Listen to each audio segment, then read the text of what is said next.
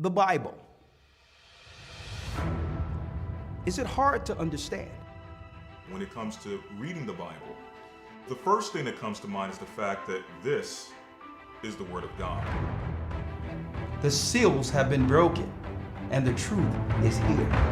And when we go throughout the scriptures, when we go throughout extra biblical records, we find that the language that God employed, that He used to create the heavens and the earth, was the Hebrew language.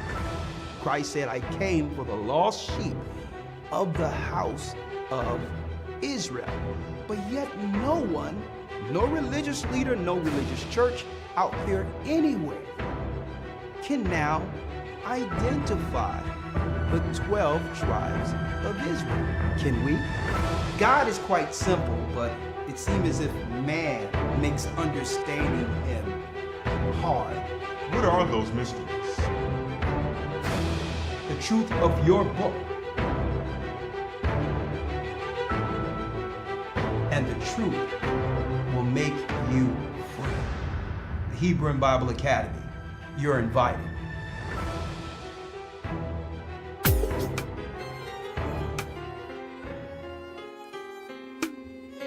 Shalom, shalom, how are you? Come on in. The East is where we're from. Bless you, brothers and sisters. Bless you, bless you. The 12 tribes of Israel. In 721 BC, the Assyrian king, he took us down, we fell. Hit the like button. Come on in. We went through the Euphrates. The Lord held the water still. To a land where no mankind dwelt, we went. The 12 tribes of Israel. That's who we be. We be. Manasseh, the Cubans, Ephraim from Puerto Rico, Naphtali from the islands of Hawaii. The Lord is calling back Israel. From Panama, the North American Indians, Simeon, the Dominicans, the highest gathering in Arabs. Israel. The Arabs and Africans told us, at gunpoint, together our wives and children then sold us. in the belly of these slave ships, Belly of these great ships we traveled and fed. by the rivers of Babylon, By the rivers of Babylon we found our brothers here. right here. A high gatherer in Colombia. Reuben from Australia. Moving from Australia, Issachar, the Mexicans. Highest gathering in Israel.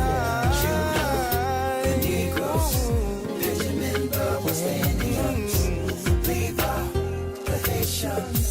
The highest gathering in Israel.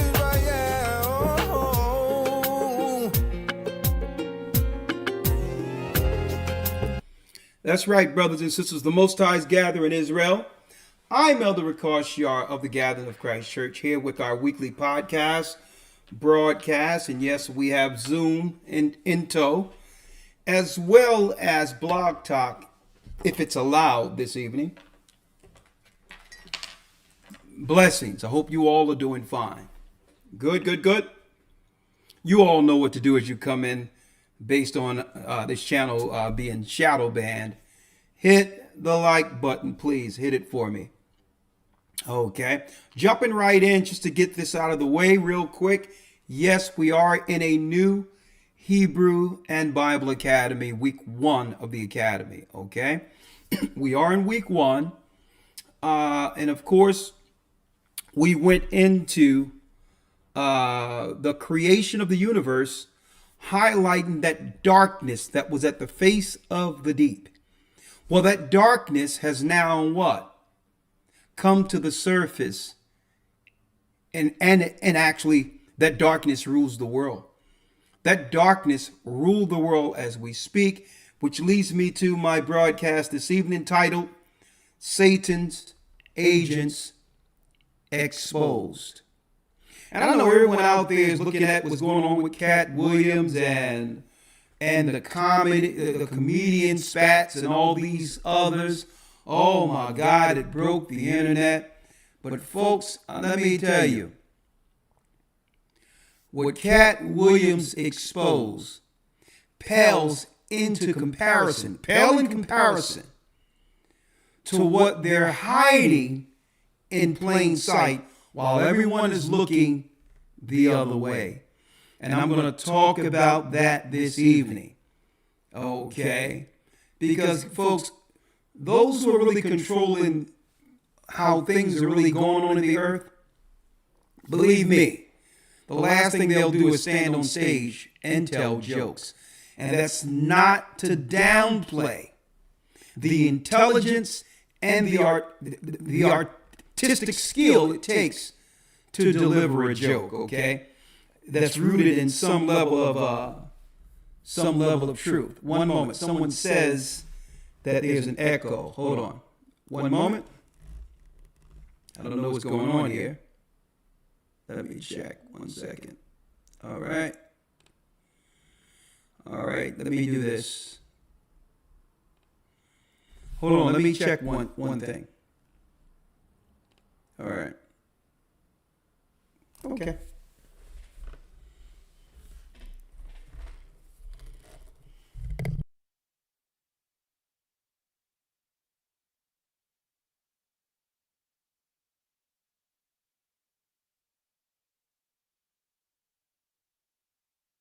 All right, let's try this. Okay. Of course, that's a lot better. Okay, don't worry about it. All right, thank you. It should be fine right now. And again, I'm Elder Ricard Shiar of the Gathering of Christ Church. And yes, the echo should be gone at this point, I hope, right? The echo's gone, correct? Oh, I know what it is. I know exactly what it is.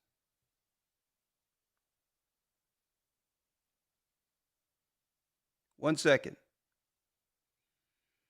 Is it good now? We're great?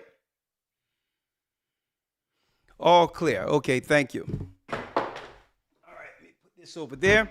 I'm Elder Ricard Shiar of the Gathering of Christ Church. Brothers and sisters here with another very important broadcast, okay? Again, for those who don't know, we are in week 2 this coming Sunday of our Hebrew and Bible Academy. We just passed week 1, the creation of the universe, okay? Now, when breaking down the creation of the universe, we also highlighted the darkness that was at the face of the deep, and I'm going to really expose that darkness in week 2 when it comes to what? Tracing the serpent seed, all right? We're going into this Bible. We're going to break it down. We're going to use some extra biblical text.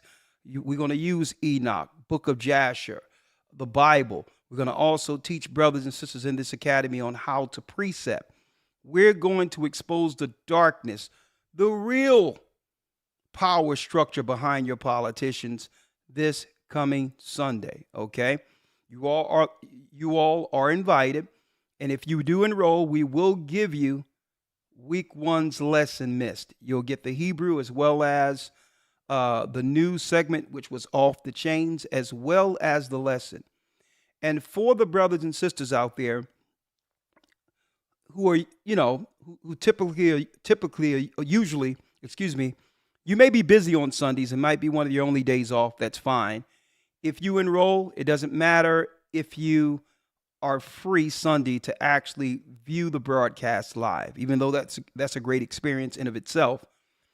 You can enroll and see the videos at any time during the week, okay? Our administration gives you a link. You have access to it. So if you're busy on Sunday, if that's one of your days off, you can forego that. You may have to work Sunday, but don't worry about it. You still can view the videos, the content, which is important, anytime between this week and next week. So don't let that dissuade you from enrolling if you are busy on Sundays. Don't let that dissuade you. You can still get all the content, everything, and actually listen to it at your own convenience. I wanted to put that out there, okay? That's first and foremost. All right, let me go over this real quick. The theme of this particular academy, and I thank you all for supporting this. All right. Joining the next academy, mastering the wisdom of the Bible. We need to teach you how to wield this sword, okay? This book. All right. Okay. And this Hebrew and Bible Academy, which started last Sunday, it doesn't matter because you'll get, if you enroll immediately by tomorrow, you'll have everything you've missed Sunday. So don't worry about it. Okay. He that getteth wisdom loveth his own soul. He that keepeth understanding shall find good. Proverbs 19, verse 8. Okay. Usually we try to do this between 9 a.m. and 2 p.m. every Sunday. Hebrew, the original, not the Yiddish you see today, which is really, believe it or not, a bastardized version or an updated modern version of the Hebrew. No, we go way back to the ancient Phoenician. That's what you learn here. Okay, you learn the true history of the world according to the Bible, and you get real prophetic world news. Okay, and we did pump things up for you a little bit. We will be going into detail the identity of Ruth, one of the major mothers in the Bible. Okay, directly, she's one of the people, one of the mothers who brought forth the bloodline of our Savior. There's a lot of discrepancy out there concerning her ethnicity, and we can prove she was not a Moabite, okay? She was in a specific land that Moabites were wiped off of, and we're going to show you the precepts on how to give understanding to that, okay? Christ isn't part Judah and part Moabite, okay? That's a lie. And the reason why they want you to believe that is because those who deal with the conversion to Judaism would like to justify that conversion by claiming Ruth also converted into Judaism. So they use these plays in the Old Testament based on their rabbis, okay, oral traditions and oral interpretations to justify what's going on in that religion, when Ruth has nothing to do with that, okay? Ruth was an Israelite, and we can prove it. We're going to also go into the Jewish relationship with the tribe of Judah, okay? How there have always been throughout history a love-hate relationship where society couldn't run without those two, okay? Be it the European Jews as well as Judah, who we know are the blacks who ran into Africa and now went into exile into different parts of the earth, including America. But we've always had that love-hate relationship, and we're going to discuss that relationship in detail historically, that historical relationship, folks, on a serious scholarly level in this academy. You don't want to miss that. For the first time, we're going into this, the Jewish relationship between European Jewish people and the tribe of Judah. Great concept. That will be a great teaching. All praises be to the Most High if it be His will. 70 angels and their connection to the secrets of the times, how the angels are utilized from the realm side to bring in prophecy, which leads to what? Redemption at the end.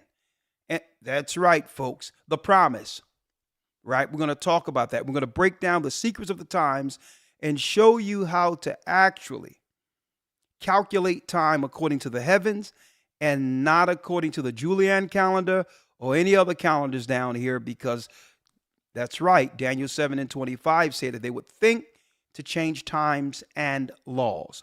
So no, they came in to try to throw things off, but the Most High gave us Enoch, gave us the books of Moses, the testaments, Jubilees, even the Bible itself to get us back on course. You cannot tell time according to prophecy or holy days according to the moon. Moses was warned to never go by the moon solely because the moon follows the sun. That's right. Follows the sun through portals to keep time. You cannot, that's right, you cannot keep time with one hand on a watch. Okay? Why? Again, the moon has 6 months, 30 days, and 6 months, 29 days. When you add that up, that's 354 days, which means it comes in early, what? 10 days every year. So if you go by the moon, You'll disturb the seasons, the times, as well as the holy days. And that's why those who are in Judaism and other, even though they say Passover and all that, they're not even following the Passover on the day according to how it was established with Moses, and I can prove it. And we have a calendar coming. You can get that calendar. That's right. Put in your pre-orders and get back on time according to 52 Sabbaths. That's how it works. There's 52 Sabbaths, 364 days. That's right. The solar as well as the moon.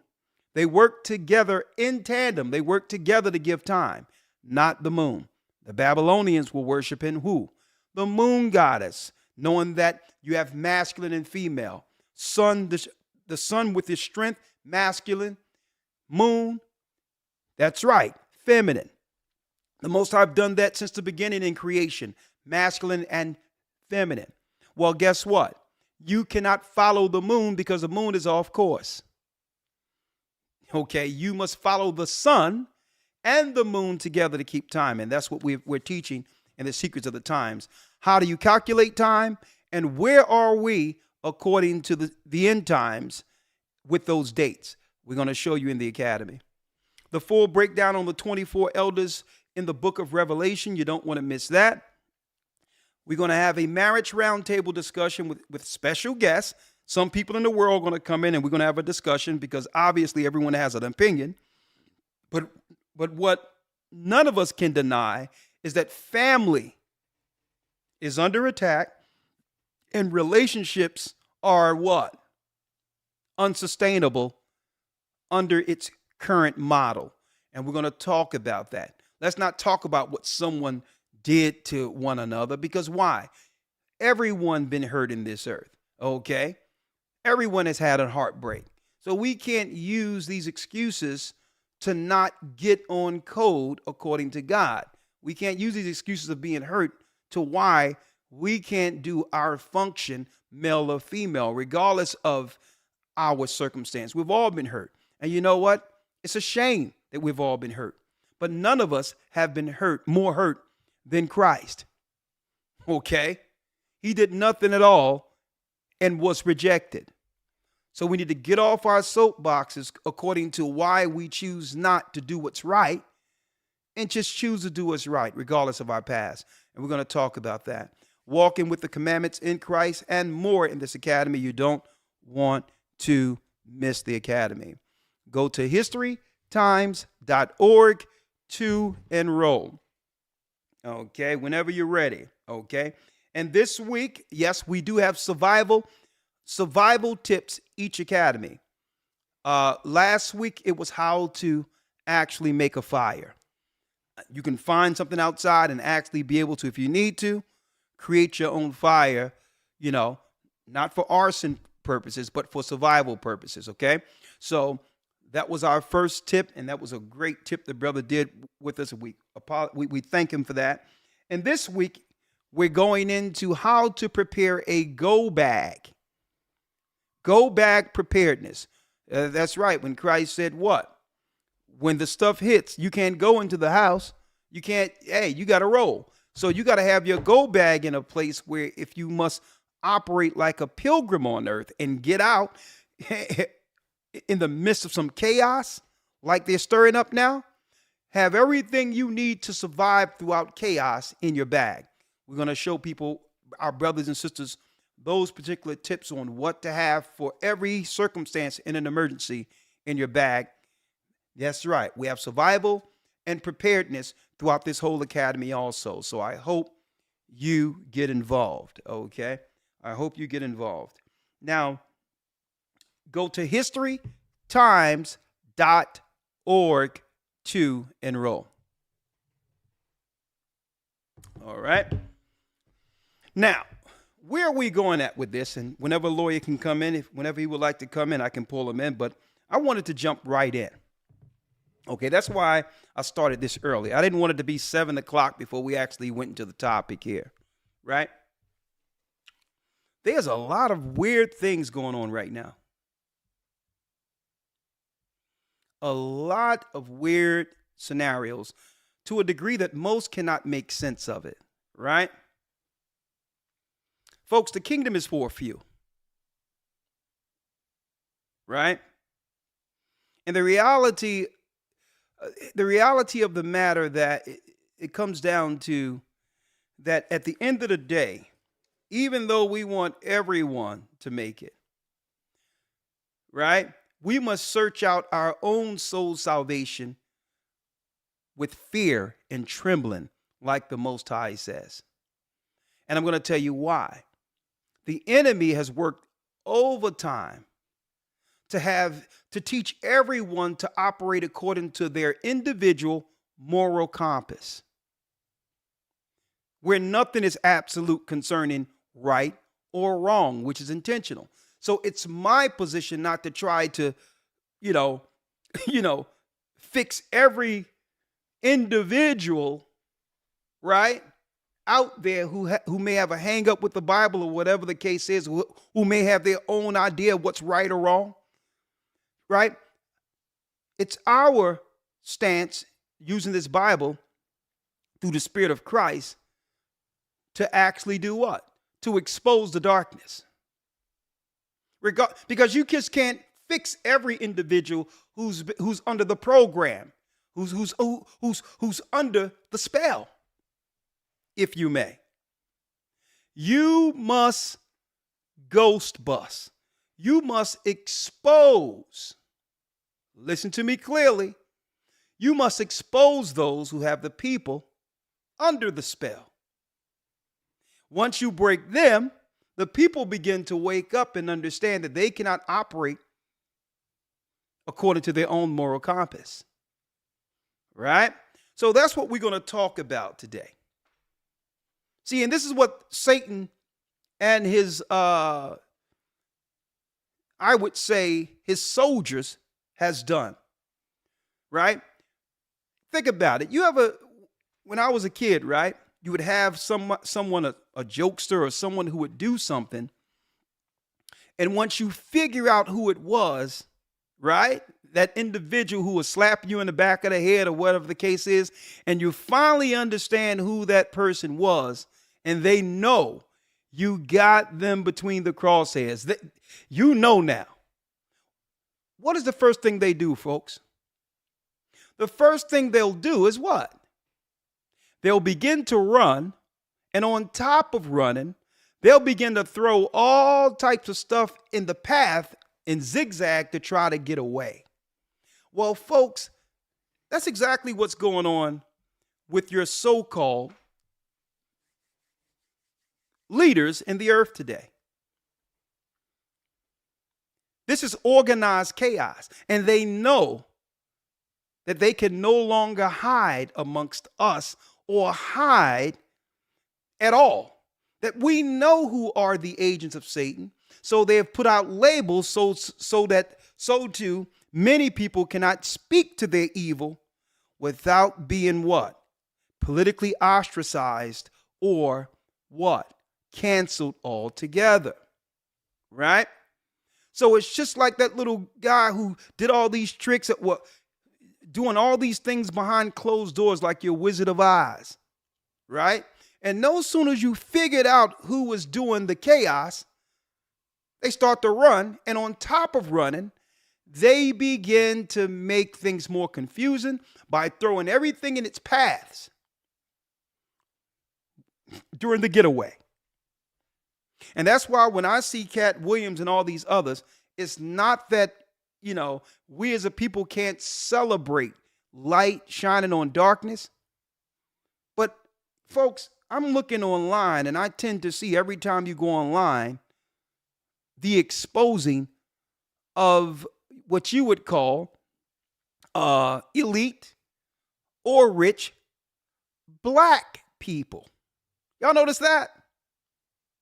You notice that? You notice that, folks, that no one is safe who have laid down with snakes, right?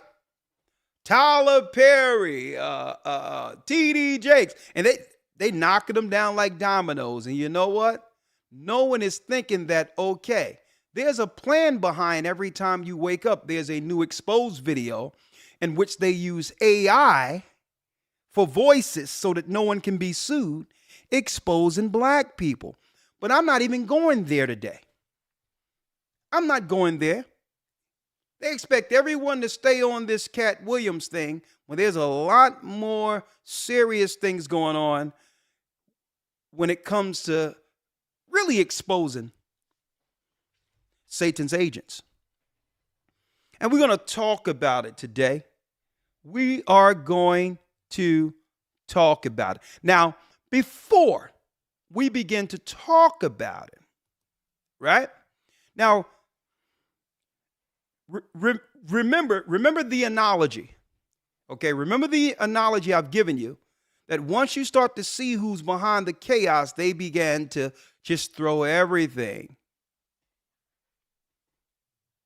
in our path so to make a clean getaway, right? So what I'm not going to do is I'm not going to parse through their mess or weave through their mess to try to, just argue every point of confusion that the enemy has placed out there. I'm going to their end game, right?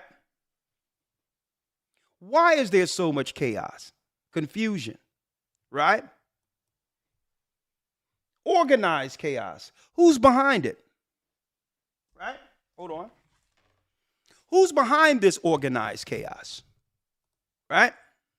Let's get it here. 1 second. Who's behind this organized chaos? Right? I had it here earlier. What is their end game? Boy, do I have a few things to show you all today. Hit the like button. Right? Y'all need to see this. Let me get it here. Let me get it here. 1 second. Let me get it here. 1 second. I had it. 1 second.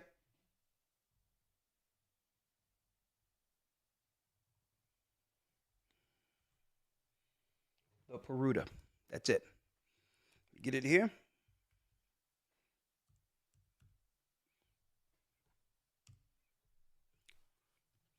I am in right now. For those who've been following Judaism or know anything about it, usually it's a hush belief to those who are, predominantly in mainstream religion. What's going on when it comes to the overall objectives within the religion of Judaism and those who believe in that particular religion, right? They have sages, which are rabbis. Well, I need y'all to check this out from the Sanhedrin. What is the end game?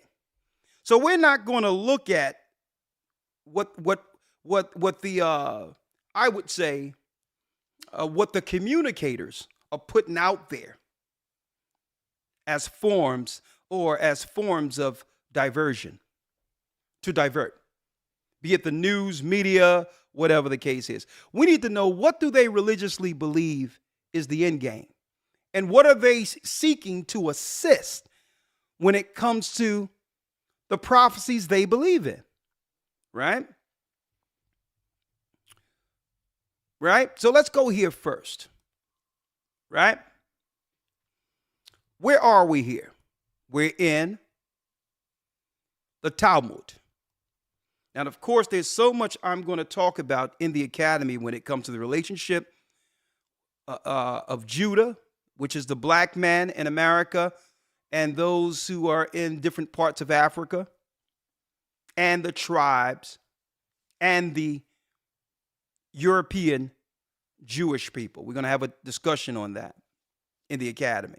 But what is the end game according to their belief? Okay, when it comes to the Messiah, what must happen in order for their Messiah,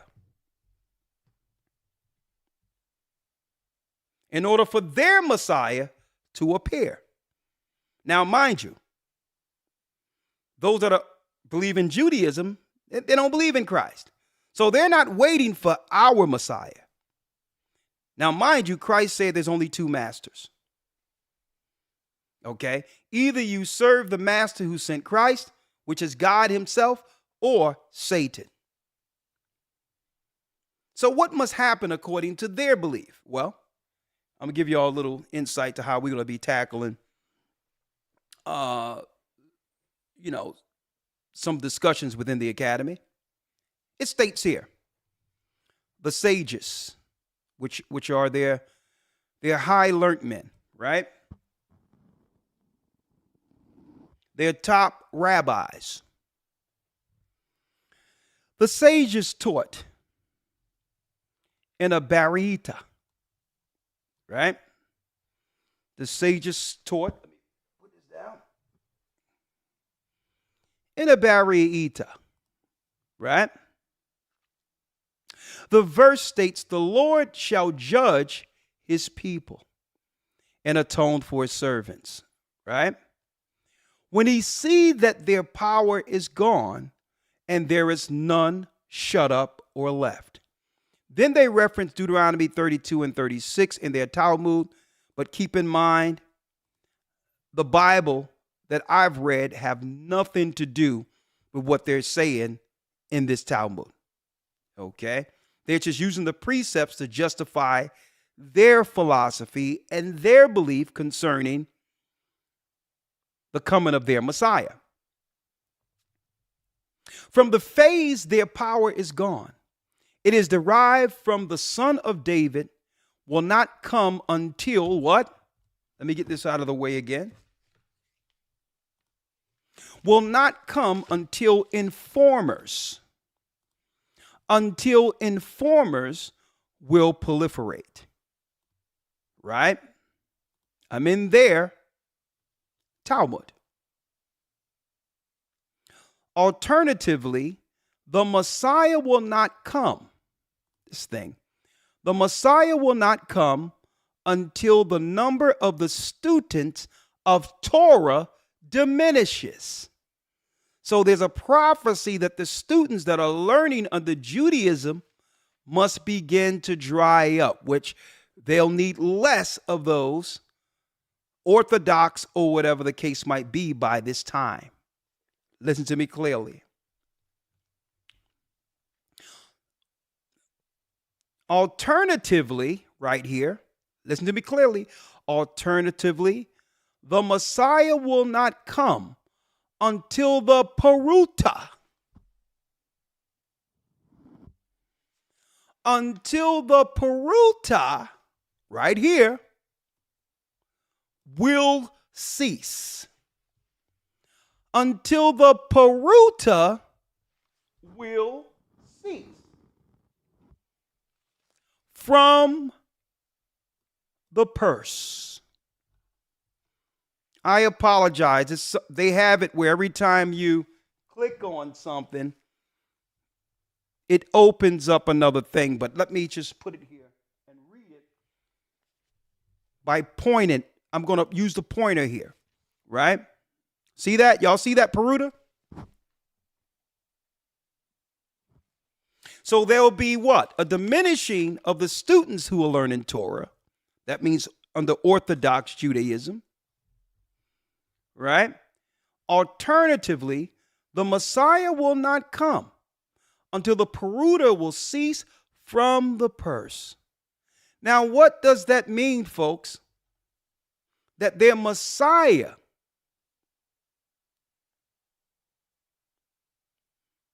will not come until the Peruta will cease from the purse.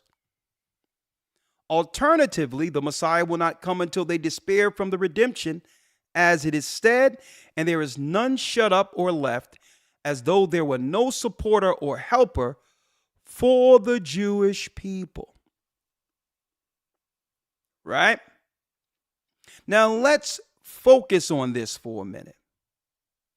Alternatively, the Messiah will not come until the Peruta will cease from the purse. Folks, what does that mean? Why have no one told me about this prophecy that's within Judaism?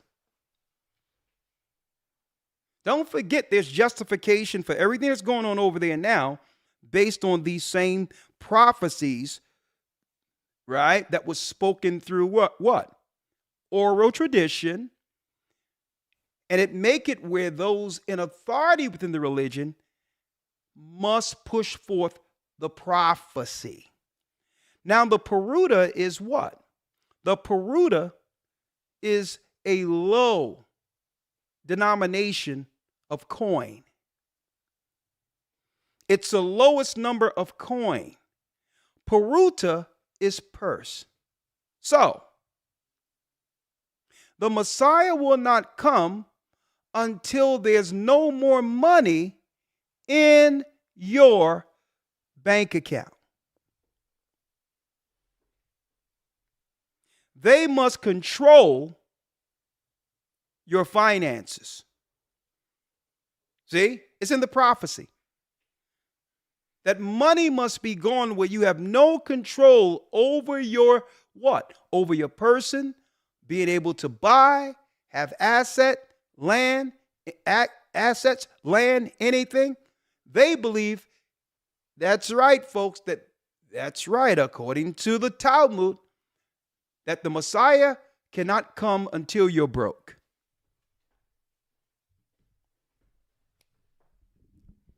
Did y'all know that?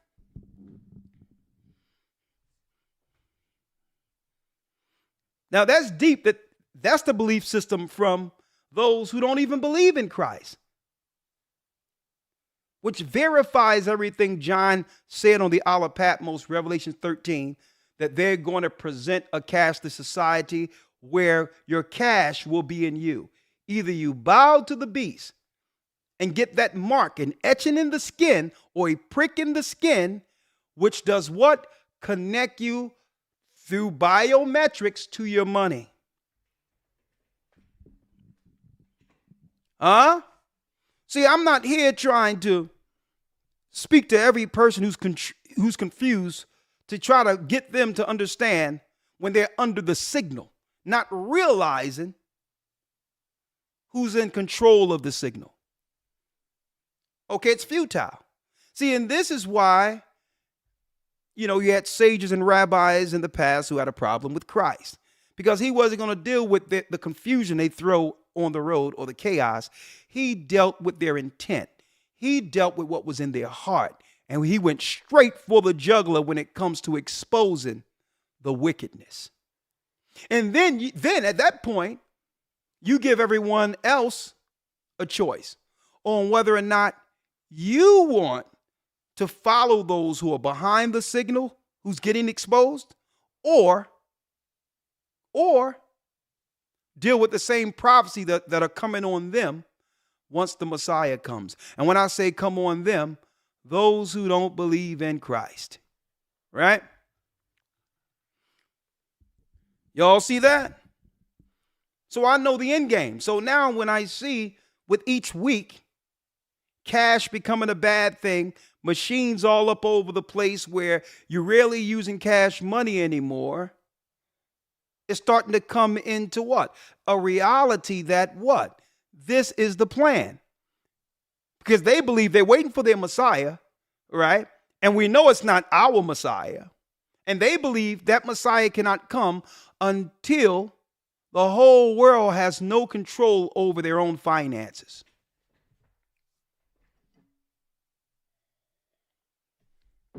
Now, you can call it conspiracy. This ain't conspiracy, folks. This is a religious belief. Now, imagine if you have the power to execute that religious belief. Just say you have a military, political influence, power.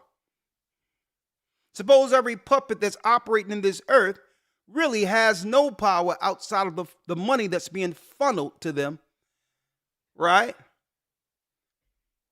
As nothing more than sock puppets. Y'all see that? I wanted y'all to see that. Now there's more. I'm going to be breaking down more prophecies out of the Talmud. Getting that economy, folks, you have to see it because you'll understand. That's the only way you'll understand why certain things are shaped politically. You'll never understand unless you understand. You got to read, their beliefs. And those, you have to read the Talmud, and you'll understand everything according to what they believe and what they're progressing going forward. The progression is in place politically to push these prophecies, right? Let me bring in Elder Lawyer 1 second. Y'all see that?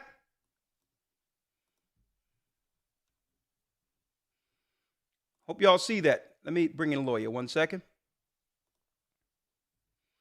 Audio. Let's see. Yeah. All right. Let me bring in a lawyer. I had to jump right in with this info because I can't be here all night, and we really have to hit it, be quite effective, and roll this thing tonight.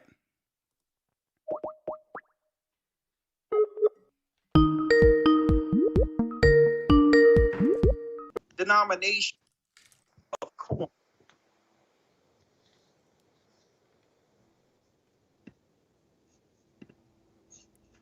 Shalom, Elder Lawyer. How are you? Yes, sir. Shalom. I'm well. Yourself? All right. I'm blessed by the best, and his name is Ahia. Yeah. Let me give it up for Elder Lawyer. Right. Shalom. There it is. Let's go. Yeah, Elder Lawyer, I was letting people know I was going into this Torah because, we have that relationship. What is the secret relationship between Judah, which is the black man, and those who are under Judaism? Right. This love-hate relationship. And I was letting people know that there's a lot of self-fulfilling prophecies out there, like the one I just read in the Sanhedrin, where their sages, their top wise men have written that their Messiah cannot come until the whole world is broke. Yeah. I don't know if you ever read the prophecy. Let me read it again for you, Elder Lawyer. Yes, sir. Let me read the prophecy for you. I hope, is you waiting for this one? Check this out. Hey, listen. I tell you right here, look. It says right here, right? Let me show you. It says, now listen, because this is serious for what we've experienced and seen exactly what's going on in New York right now when it comes to, a synagogue situation, right? Mm-hmm. It says right here, Elder Lawyer, and I'm in Sanhedrin 97a, okay? Now, I don't believe in this. I believe in Christ. I believe in the Torah and the Tanakh, right? I don't believe in sages bringing forth their own oral traditions and sayings and trying to use our precepts in the Bible to confirm their own views. That's not the correct way of breaking down this Bible. Okay, I trust the Bible over a particular man's, I would say, oral view on the book. So, but we still need to know what they're thinking to understand where all this is going, right? Right. So let me pull you in over here as I read it again. Now you've joined us, right? Let's do it. Where are you, Elder Lawyer? There you go. Elder Lawyer, here it is. Check out this prophecy. The sages taught in Baraita, the verse states that the Lord shall judge his people and atone for his servants when he sees that their power is gone and there is none shut up or left. Right? From the phase their power is gone, it is derived from the Son of David, will not come until informers will proliferate. Alternatively, the Messiah will not come until the number of students of Torah diminishes. So it's saying that the number of people who's learning Torah, those schools of teaching Torah isn't going to be necessary because a lot of them will be diminished. Now check out what's going on in the earth right now, right? And we're going to talk about that. Alternatively, the Messiah will not come until the Peruta will cease from the purse. The Peruta is what? Peruta is a low denomination of coin. So that means the Messiah cannot come until each individual has no power financially. Peruta is what? It's like having a penny in comparison, right? So it tells you that the Messiah will not come until what? The penny, not even 1 cent, until the penny will cease from the purse. That means no one has no control financially, a cashless system. When now, that's right, the overlords are in full control. Now, these are self-fulfilling prophecies. If they know the Messiah cannot come until everyone is broke or until they're at the behest of governments financially, then it's upon them to bring forth this prophecy, right? It's in their benefit waiting for this Messiah. We know it's not our Messiah, but it's in their benefit to move things along to where no one have anything, any finances to protect themselves. Huh? How many of you knew this? Right?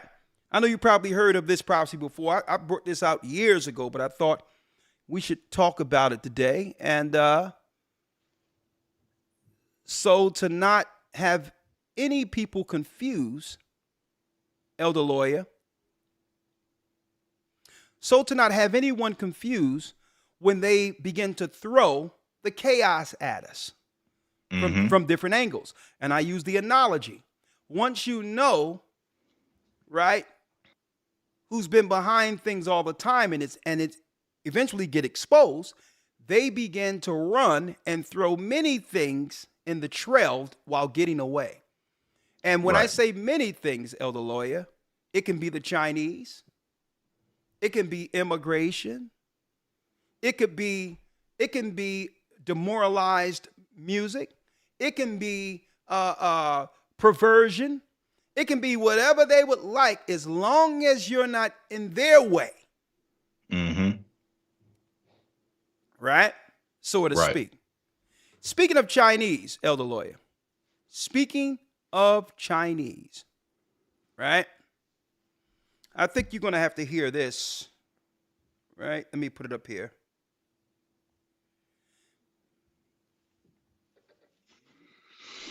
I'm going to put it up here so you can hear it, right? I want you to hear this, right? Speaking of the Chinese, because a lot of people might think, and they're going to lie on the news and tell people that, yeah, America is losing its steam and Chinese is have gained power over America, and watch out that America has now been overtaken by the Chinese. Folks, listen, okay? There's no way China would be able to do anything we see in here if it wasn't allowed by them, okay? You can't say that China is the immediate threat financially and otherwise and believe so. And then no sooner as Biden was voted into office, he did an anti-hate bill protecting the Asians.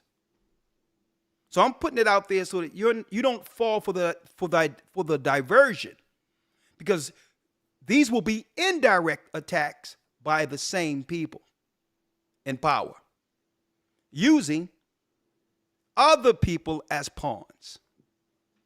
Okay? Elder Lawyer, I'm going to pull this up so that they can all see this. 1 second.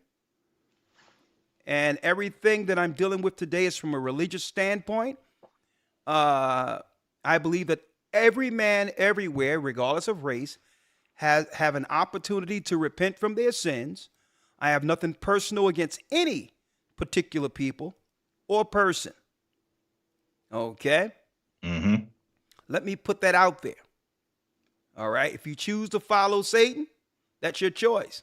I don't have to agree with it, but I can point out, according to my religious view, what following Satan looks like. All right? That's all I can do. Right? So, Elder Lawyer, 1 second here. And let me see if they can all hear me. All right. So Gordon Chang speaks of illegal immigrants from China at the U.S. border are actually Chinese soldiers. Okay? Let me pull that up first. I thank my brother, okay, Bishop Kazak, for sending this to me. Fair use, for educational use only. Gordon, I mentioned the number of apprehensions at the southern border of Chinese nationals over the... Hold on. Let me get it again. Are running from the Communist Party. Hold on, let me get it again. Gordon, I mentioned the number of apprehensions at the southern border of Chinese nationals. Over the last year, it is up 1,300%. Do you think these people are running from the Communist Party, or are they being directed to come and stay in America until further word? Both. First of all, we're seeing desperate middle-class Chinese. These are generally not poor people because they can afford to pay $35,000 a head to the Mexican cartels to bring them in. But among them are packs of males of between 5 and 15 who are of military age, not coming with family groups, pretending not to speak English, and engaging in Chinese military rituals like drinking blood. A border section patrol chief said that some of them are known to have Chinese military affiliations.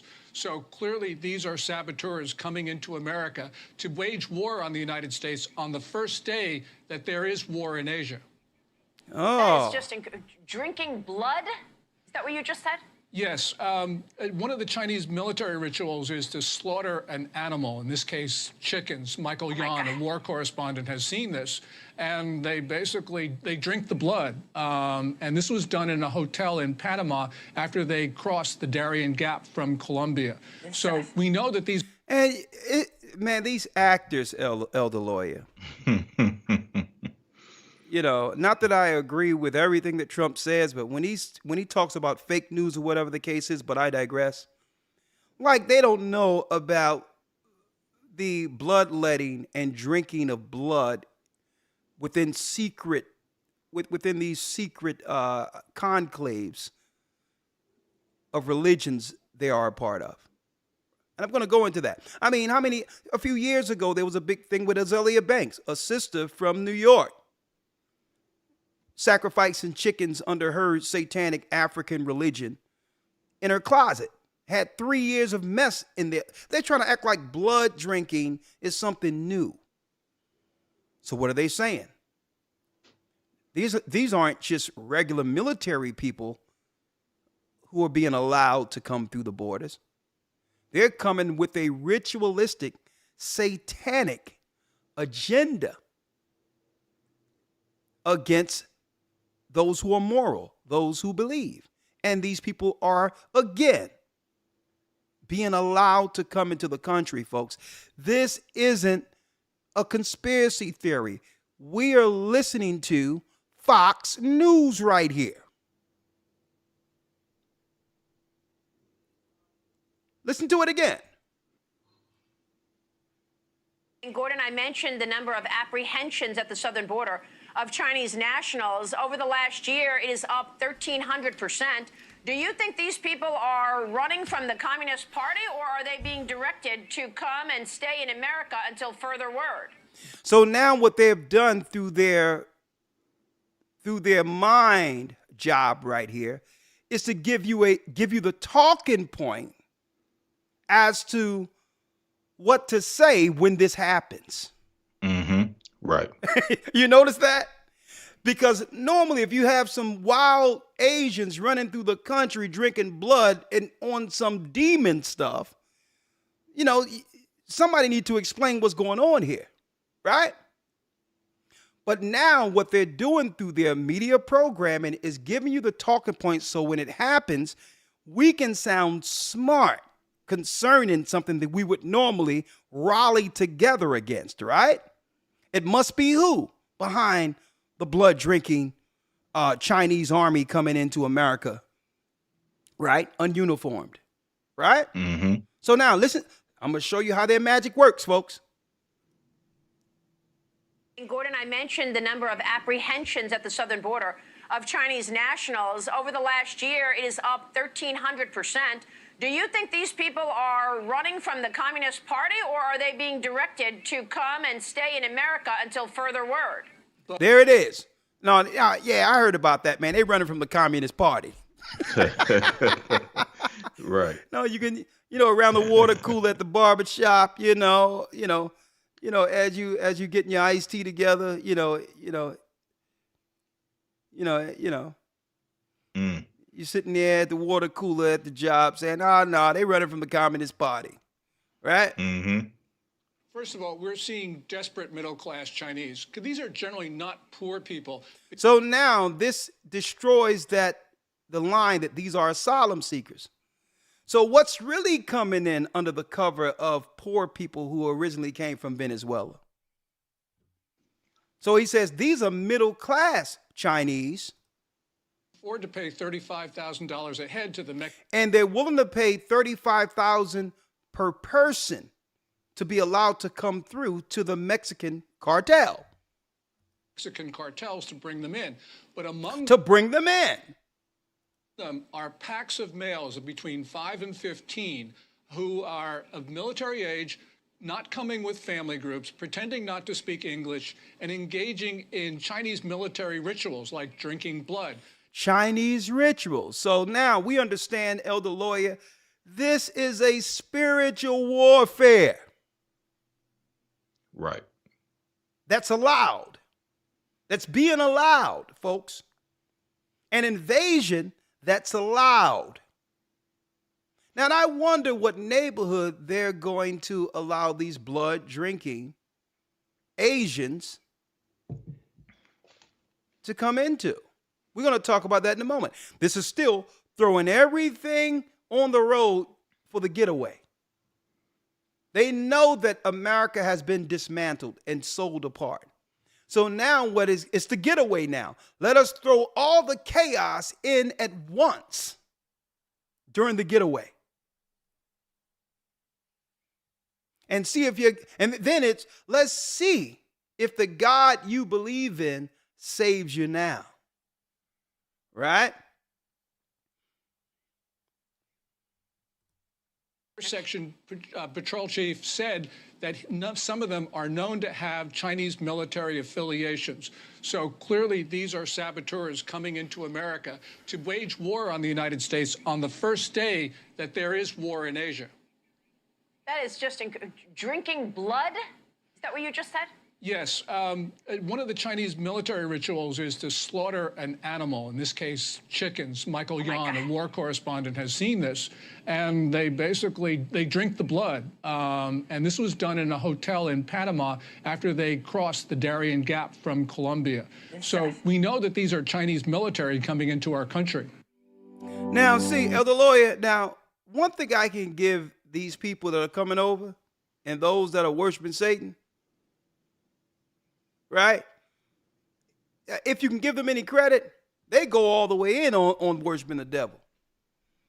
Mm-hmm. And look, and they're able to do this. Why? Because those who believe in Christ haven't been raised spiritually to oppose them. Think about that for a moment. Think about what we're saying and what we're talking about in the Christian church, who's supposed to be the greatest opposition against Satan right now.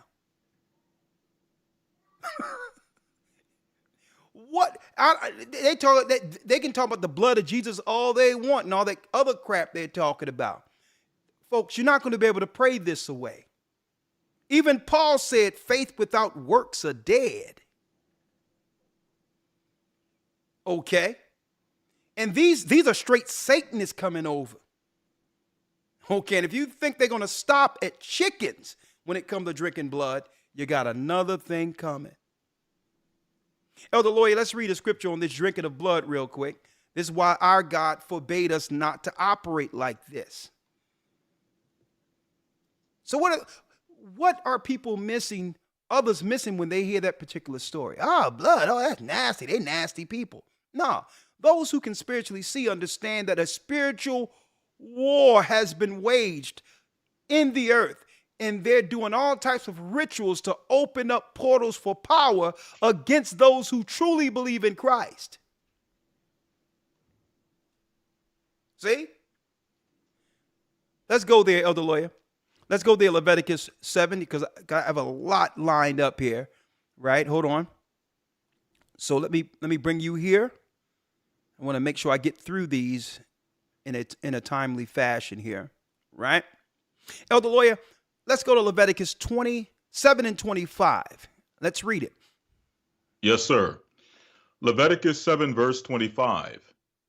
For whosoever eateth the fat of the beast, of which men offer an offering made by fire unto the Lord. Now let's go straight to the blood. All right, verse 26. 26, let's read it. Moreover, ye shall not eat any manner of blood. Any manner of what? Any manner of blood. Any manner of blood, read. Whether it be of fowl or of beast, that in any of your dwellings. And this is speaking of, folks, ritualistic sacrifice of drinking the blood, witchcraft, sorcery. These are that they have actually financed to come in to wage war against believers. Now the Christian right, they've been prepared for this for a long time. I need y'all to think about this. The Christian right stood on the side of conservatism, stating, nah, we're pro-life. We know what happens when you decide to come against children. We're Bible-believing Christian right. We believe in family, God, and we don't believe in all this trance and all this other stuff y'all having out there, because we need the moral high ground so that when they open up the floodgates, these blood-drinking Satanists can have at those who have actually abused themselves through liberalism. Listen to what I'm saying, folks. And the Christian right also have prepared themselves with a defense in case someone think that they can come on their porch and try to take what's theirs. Right? Moreover, you shall eat no manner of blood. Read. Whether it be of fowl or of beast, in any of your dwellings. Read. Whatsoever soul it be that eateth any manner of blood, even that soul shall be cut off from his people. Even shall that soul be cut off from his people. And these were the laws given to Moses, folks. Because it's not just the blood in of itself, but the rituals they're doing with this, which is what? Opening their spirits up for demon possession. And they're doing this to wage war against any people they're placed around. And you'll never guess where they're going to place these people. Huh? And while we're in the church, Christian church, talking about what? The law's done away with. You should not judge evil. We can welcome everyone the way you are, unchanged. Mm-hmm. While you're sitting there promoting what? Perversions, anti-Bible rhetoric. Right. Understand the spiritual war these Christians aren't prepared to win. Okay? Because you're not actually believing in the Christ within the Bible. So there's no defense for you. And now these are coming over with full authority under Satan to take out anyone who don't believe. Think about that. That's just one faction, one part of it, Elder Lawyer, right? Now, let's pivot. Let's pivot now. How did they begin to demoralize the world to a degree where the people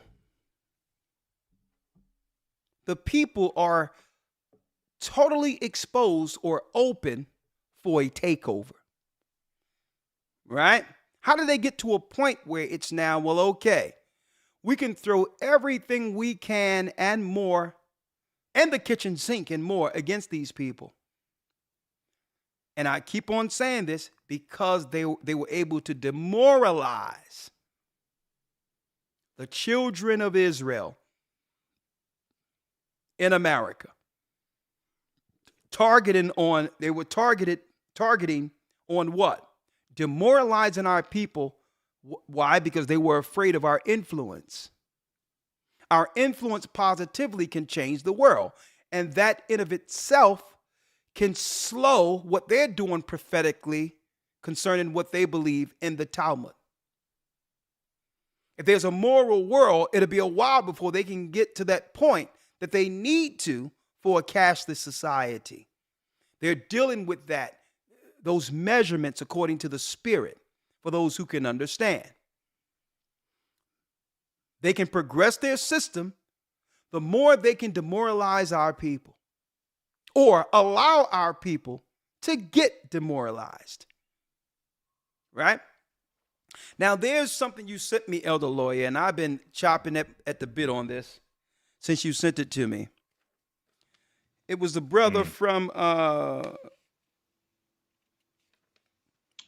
You think Sanford and Son? the brother from Sanford and Son, Yes, sir. right? I even have his book here. I ordered his book. I ordered two, so I'm gonna give you one. Yes, sir. Right. It's the water. In the bar. He has a book that was written in the year 2000.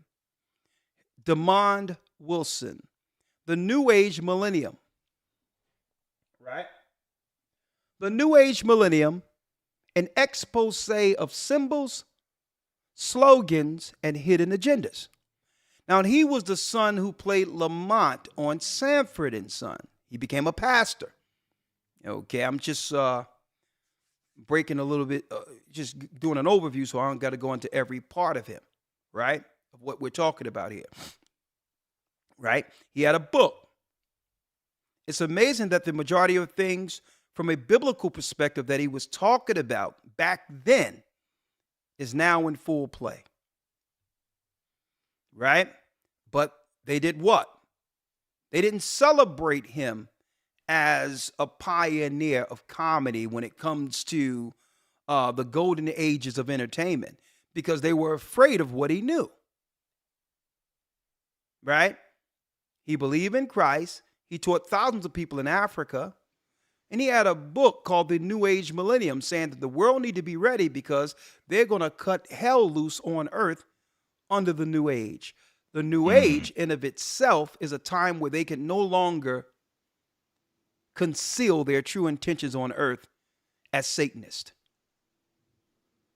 So they needed to keep the people asleep for a while they actually put their full plan in place so that no one could oppose them at the very end when they're exposed.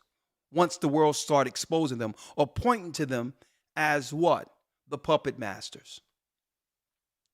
But Elder Lawyer, something in particular that leads us here today that I want to talk about. Hollywood. They don't know the connection between the masters and Hollywood. Well, when you look up Hollywood, when you talk about Hollywood, it's what? Hollywood was a Celtic wood, right? Hollywood is and was a Celtic wood. And it says here, witches allegedly avoid them when flying over hedges. And yet holly is supposedly a choice wood for crafting magic wands. The wood is alleged to possess an innate ability for control. So they use the magic wand to control people. Like I said, no one has the power to get to every person to break their spell. We must expose the spell masters. That's the only way people can wake up or choose to stay in the matrix. Indeed, true or not, coachmen and plowmen preferred whips from Kapist holly well into the 19th century. So you'll never guess what they used to whip slaves, Elder Lawyer. The Hollywood. You must whip your slaves into submission. And at the same time, keep them under control. So that's what we're seeing now with your so-called expose of black entertainers, or those who are breaking bad from amongst their ranks, power, or control. Right?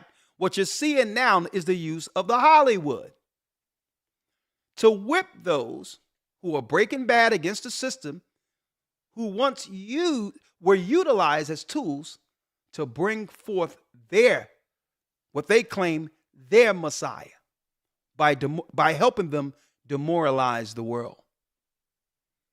Right? Oh, yeah, we're packing it. Oh, yeah.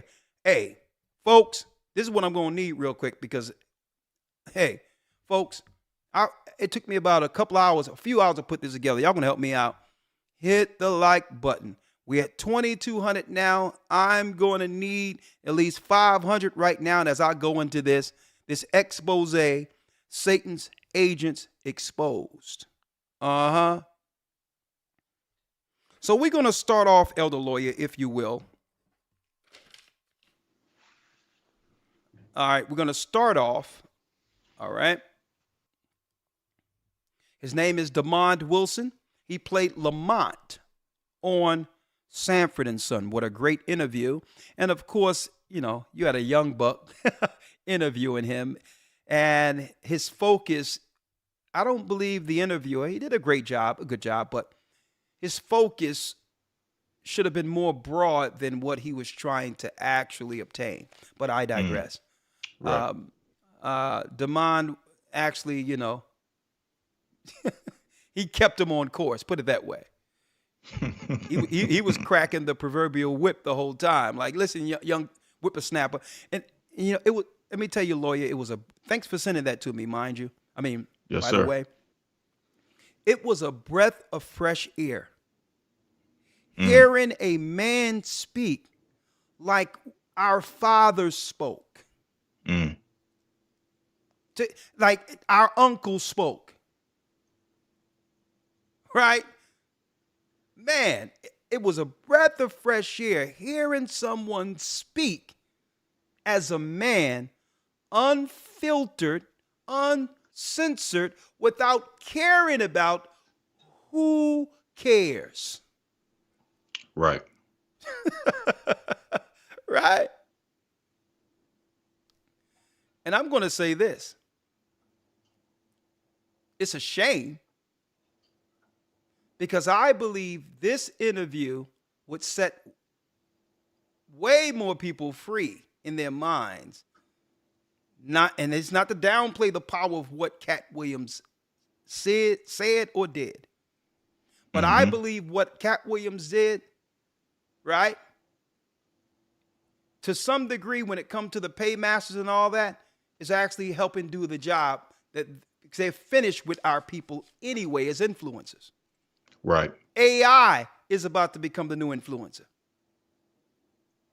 So, it's like, okay, they're knocking down their own dominoes. All right.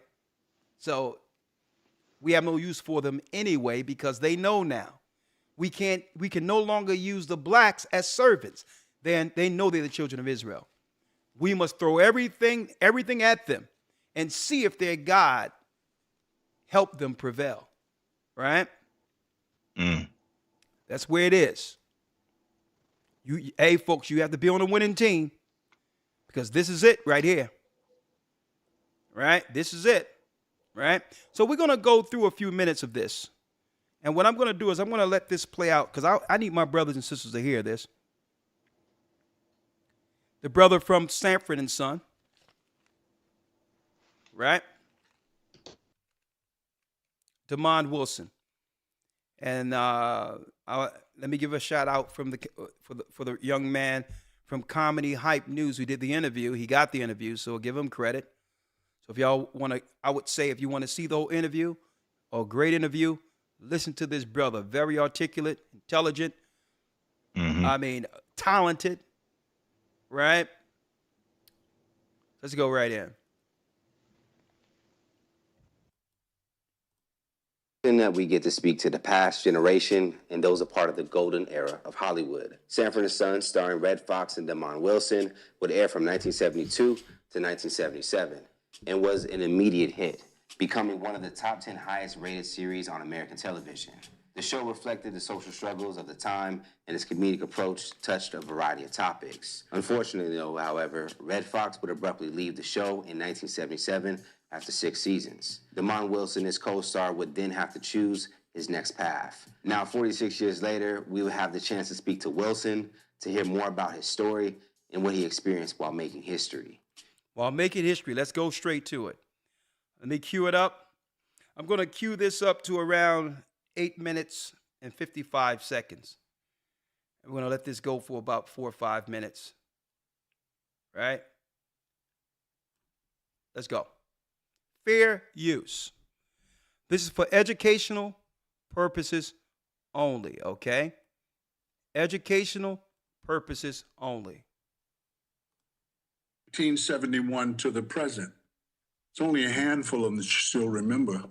Sanford and Son is everywhere. We're in 40 foreign countries in the world. My books are selling around the world. I do interviews. They called me up about Norman Lear last week. Right. And I set the record straight on that because that was a crock. And I don't stand behind anything false. What was the main point you were trying to make clear about Norman Lear, that he wasn't involved with Sanford and Son as much? Okay, Norman Lear was a top producer. A matter of fact, let me just, for the sake of levity, give you an insight of the man Damon is exposing. Okay?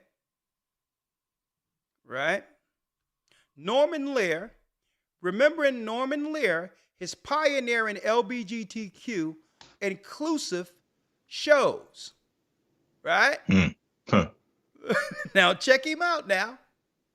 When you go into the history of Norman Lear, born 1922, right? It says right here, was an American screenwriter, producer who produced, wrote, created, and developed over 100 shows, right? Sitcoms, All in the Family, Maude, Sanford and Son, One Day at a Time, The Jeffersons, Good Times. You have to understand how much influence this man had when it comes to programming over the minds of our people. Right? Now, not that it matters, but let me show you this. Right? Let me go down here. Early life and education. Right? Early life and education. It tell you. 1922 in New Haven, Connecticut, he was born to Jeanette Sokol and Hyman Herman Lear, a traveling salesman. He had a younger sister, Claire Lear Brown. Lear grew up in a Jewish household in Connecticut and had a bar mitzvah ceremony. Both parents were what? Russian Jewish descent.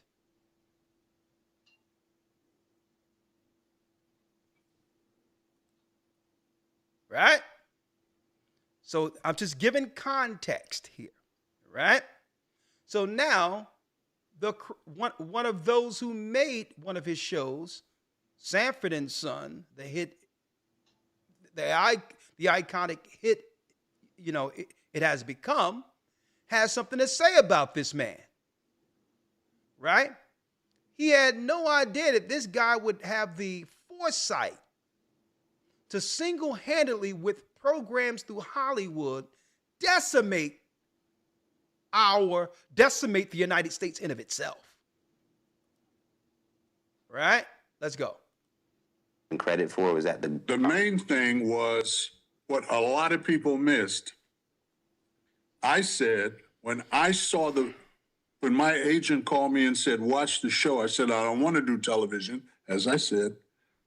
And I watched the show. I came away thinking, this is the beginning of the dissolution of the patriarchal system. And on the heels of that, the announcer tried to cut me off. I said, let me finish.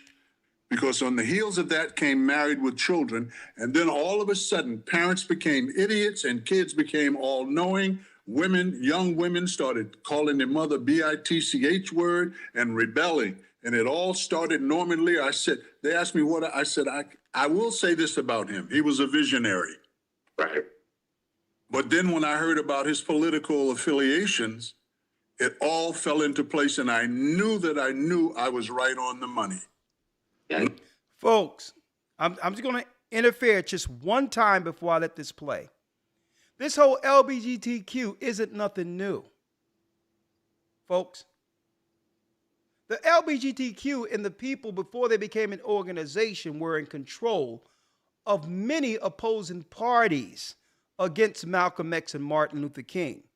Okay, they were in control when it came to scenarios like the Black Panther Party, like the feminists, all of that. So he's going to actually drop that.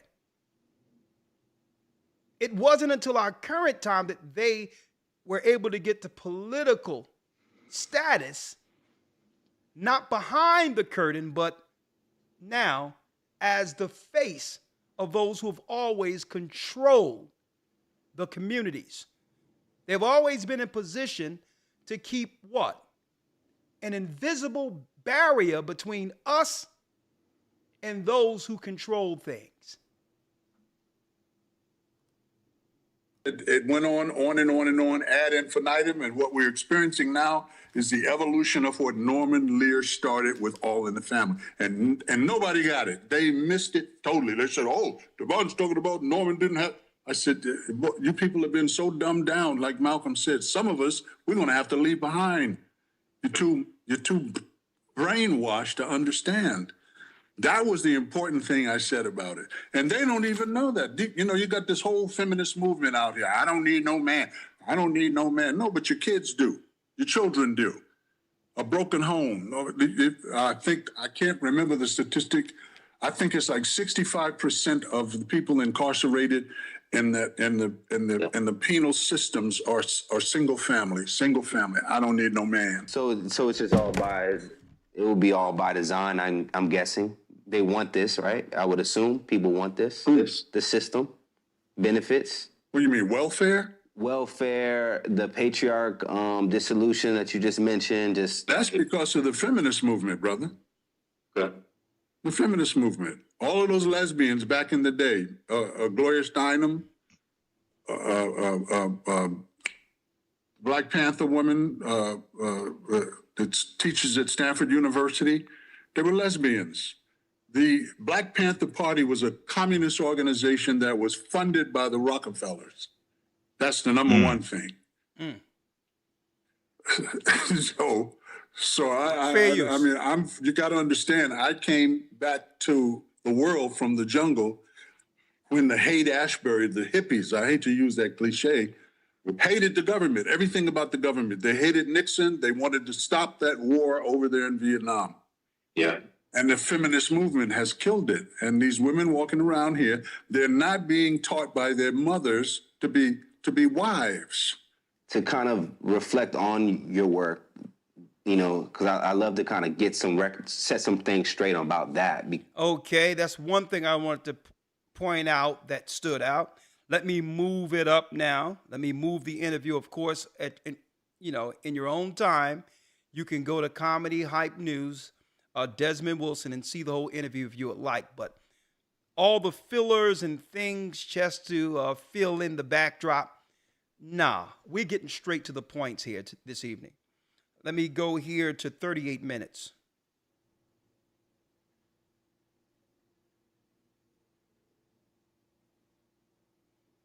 I would say listen to the whole interview when you get an opportunity, but let me go here to about 38 minutes. That you have is going to be annihilated. You want the short and the long of it? No, I'm not giving you no names. No. It's out there. If you do your research, you can find out who it is. We've covered a couple conversations, but I feel like you'll be the best person for this question right here. Is there a ritual attached to seeing black men in dresses when it comes to? I know it started around Flip Wilson time and probably before then. What's the ritual that's happening? I told you now. Listen. Remember what Granddaddy told you when I first sat down here about Norman Lear. Sure. The dissolution of the patriarchal system. Now you got all these guys, they take your humanity from you. You know how the feminist movement has categorized men. I think that what was his name? Samuels.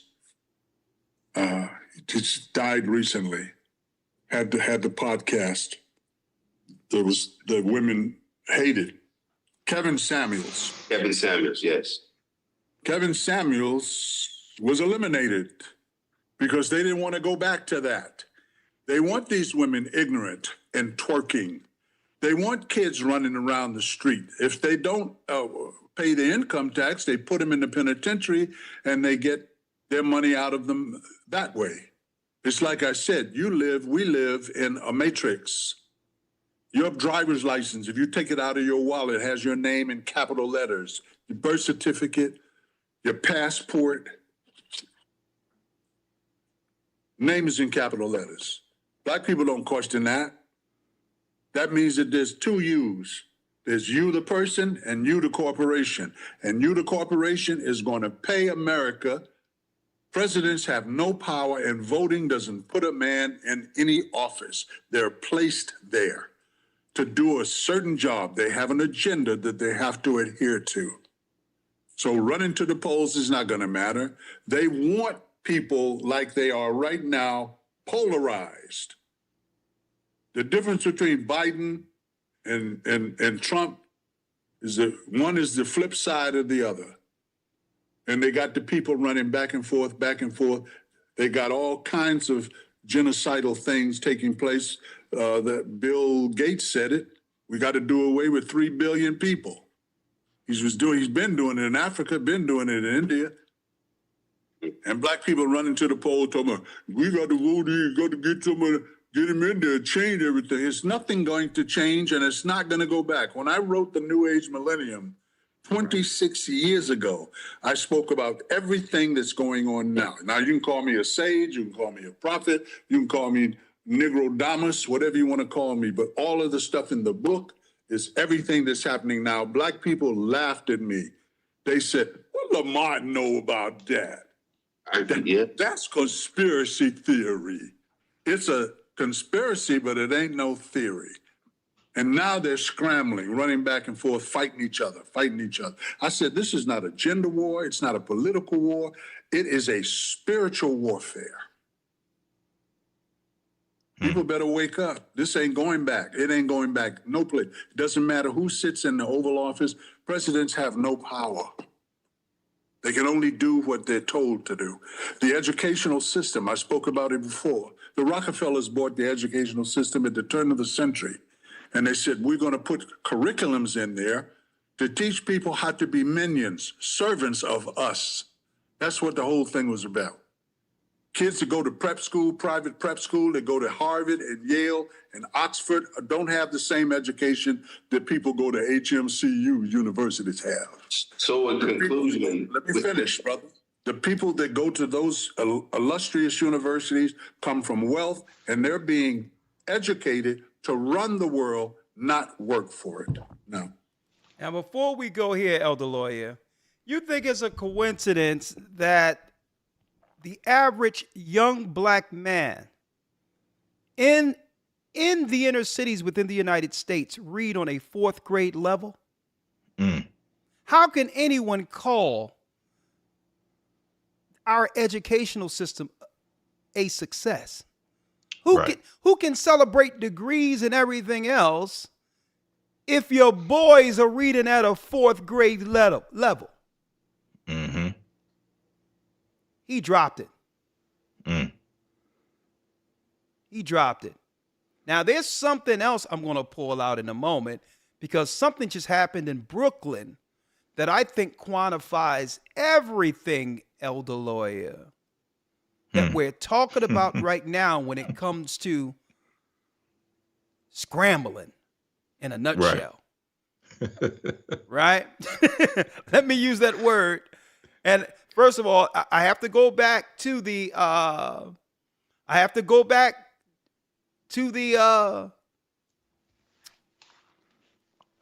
to the Talmud in a moment.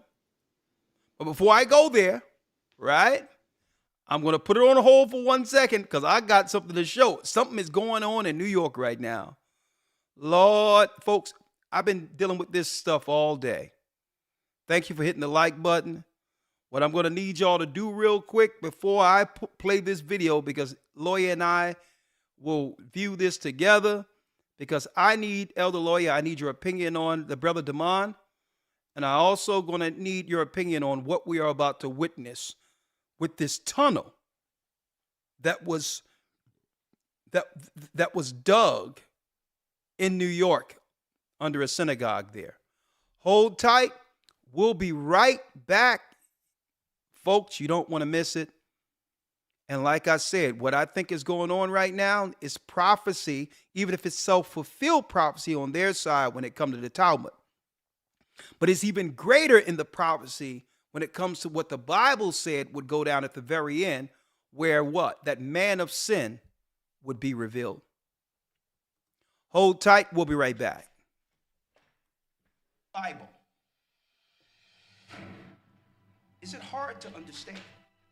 When it comes to reading the Bible, the first thing that comes to mind is the fact that this is the Word of God. The seals have been broken, and the truth is here. And when we go throughout the scriptures, when we go throughout extra biblical records, we find that the language that God employed, that he used to create the heavens and the earth, was the Hebrew language. Christ said, I came for the lost sheep of the house of Israel. But yet no one, no religious leader, no religious church out there anywhere can now identify the 12 tribes of Israel. Can we? God is quite simple, but it seems as if man makes understanding him hard. What are those mysteries? The truth of your book. And the truth will make you free. The Hebrew and Bible Academy. You're invited.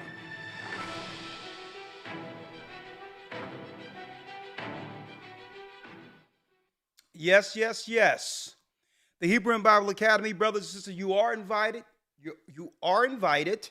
Week 2 of your Hebrew and Bible Academy, where we're going into tracing the serpent's seed. We got brand new lessons.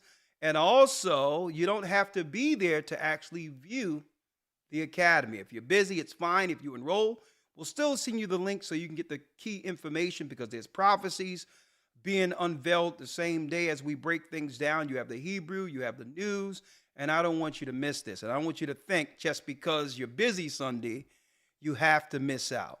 Okay, so no. Still enroll. You can watch those lessons anytime between the week while you're working, in between breaks, when you get home. It doesn't matter. Enroll in this academy. You don't want to miss it. And who knows, something big might happen within this, within this 3 months that you'll need to be there. Listen, we've seen scenarios where something happened, unfolded the same day we were in the academy and had to break the news. We couldn't wait till Wednesday. It happened right there. So make sure you join the academy. Go to historytimes.org. Okay? Now, Elder Lawyer. Yes, sir. Here we go. Something happened in New York, and we have to show, because for some reason, there's a lot of different, I would say, 1 second. Let me pull this. Let me make sure I have it here. There's a lot of different news perspectives on this particular thing that happened over in New York, right? But before I go there, let's talk about this. That in the Sanhedrin 97A, okay, we all know that under Judaism, they follow not the Old Testament by itself, but what? They follow the prophecies through oral tradition of their sages or top rabbis.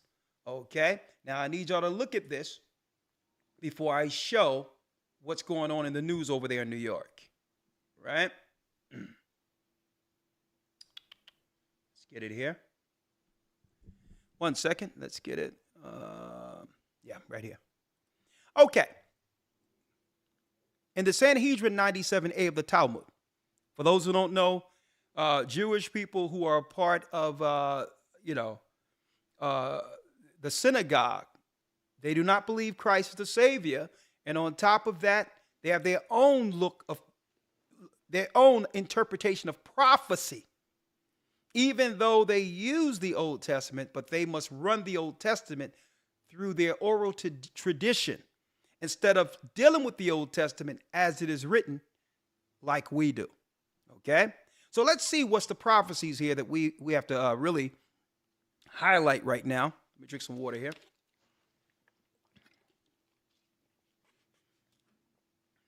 Some good stuff. Right? It says, Sanhedrin 97A. Y'all see that? Sanhedrin 97A. Follow my pointer here. The sages taught a barita. The verses states, for the Lord shall judge his people and atone for his servants. When he sees that their power is gone and there is none shut up or left. Deuteronomy 32 and 36. Folks, Deuteronomy 32 and 36 have nothing to do with what they're talking about here, okay? Make that clear. From the phrase, their power is gone, it is derived from the Son of David will not come until informers will proliferate. Alternatively, the Messiah will not come, speaking of their Messiah, because they don't believe in Christ, right? I have to make that clear because sometimes Christians and those who believe in Christ in the Bible get confused. If they say Messiah, they expect you to believe it's Christ they're talking about. No, there's only two masters. Either you serve the Most High who sent Christ, which is the God of the Hebrews who sent Christ, or Satan. Okay, I'll let you decide which of the two deals with this particular reference right here, or who's the Lord over those who believe in this. And the Son of David will not come until informers proliferate. Alternatively, the Messiah will not come until the number of students of Torah diminishes. So those who are learning Torah, there'll be less and less before this so-called Messiah. Now, mind you, maybe some of this is self-fulfilling. You know, they have to progress some of this so to bring forth who they believe is their Messiah, right? Alternatively, the Messiah will not come until the peruta will cease from the purse. The peruta, folks, is your money. So their Messiah cannot come until you have no more control over your money, until there's no money in your account that you can actually control. Mark of the beast, anyone? I need y'all to check that out. Now, if this is what it's going to take, because I know we'll do everything we could, you know, we're trying to follow God's law, trying to treat our fellow man righteously, right? We're doing everything we can, right, in the waiting of our Messiah. So if they think that this must happen before their Messiah comes, right, think about it. If they believe that you have to be broke and have no control over your money, right, for their Messiah to actually return, what does that say for the future of your money? Right? Think about that. See, the Bible talks about this in the book of Daniel, and it's called what? When the daily sacrifice is taken away. Daily sacrifice is your food. So if you don't have money to be able to purchase, or they'll tell you, well, you can't go into the supermarket and get your food unless you agree to some medical situation or something. And then what are you going to do? Right? So y'all need to understand what people believe, right? To be able to quantify what's actually happening on the outside of these religious institutions, right? So, hey, if they want their Messiah to come, that means the world must be in a place where every individual don't have any power over the Peruta. They don't expect you to understand what Peruta is. Okay? Peruta is like the lowest denomination of, of money. Right? Until there's not 1 cent in your purse, their Messiah can't come. Now, I need y'all to think about that for a second, right? I don't mean to laugh, but that really give us some insight to why things are the way there is today. The banks operating differently now where there's less people in the banks, right? You better do some preparation, right? How now it's less cash when it comes to communicating and sending money and all that, right? Now it's starting to make sense, right? How now if an immigrant come over the border, automatically tens of thousands are given to a person who have nothing to do with the country. So to do what? So to tax, not to tax, but to actually dismantle the treasury. Put so much pressure on the treasury where there'll be no money. And by spending money so fast, superinflation to a degree where what? The cost of all products go up. See? It's part of the prophecy. So some may think that, well, hold up, this is Biden and all this. Listen, I'm going to do it, Biden. This is prophecy. They got to get this going. Whoever get in place have to make sure this happens, all right? Think about that for a second. Now, Elder Lawyer, for the main fair use. For the main video, there's something going on over in New York because it says the students have to diminish, right? Less students when it comes to Torah, right? Now, mind you, I believe in Christ. I believe in the Bible. That's where I stand, okay? But I'm here to make sense of this so people can understand and to fall on the right side of prophecy. Because they're even dismantling their whole zone now. And those who are still under their programming will fall. You'll fall with those who are over the signal. Let me put it that way. If you stay under their signal and programming, you're going to fall with those who control the signal. Okay? It's up to them to throw chaos at you at every turn so you don't know which way is up. So it's upon you as an individual to pick up your Bible and learn that law that gives you what? That you can begin now a moral foundation according to the word that have always stood the test of time. It's not what your pastor say. It's not what this person say. You look at the laws and that's your moral foundation.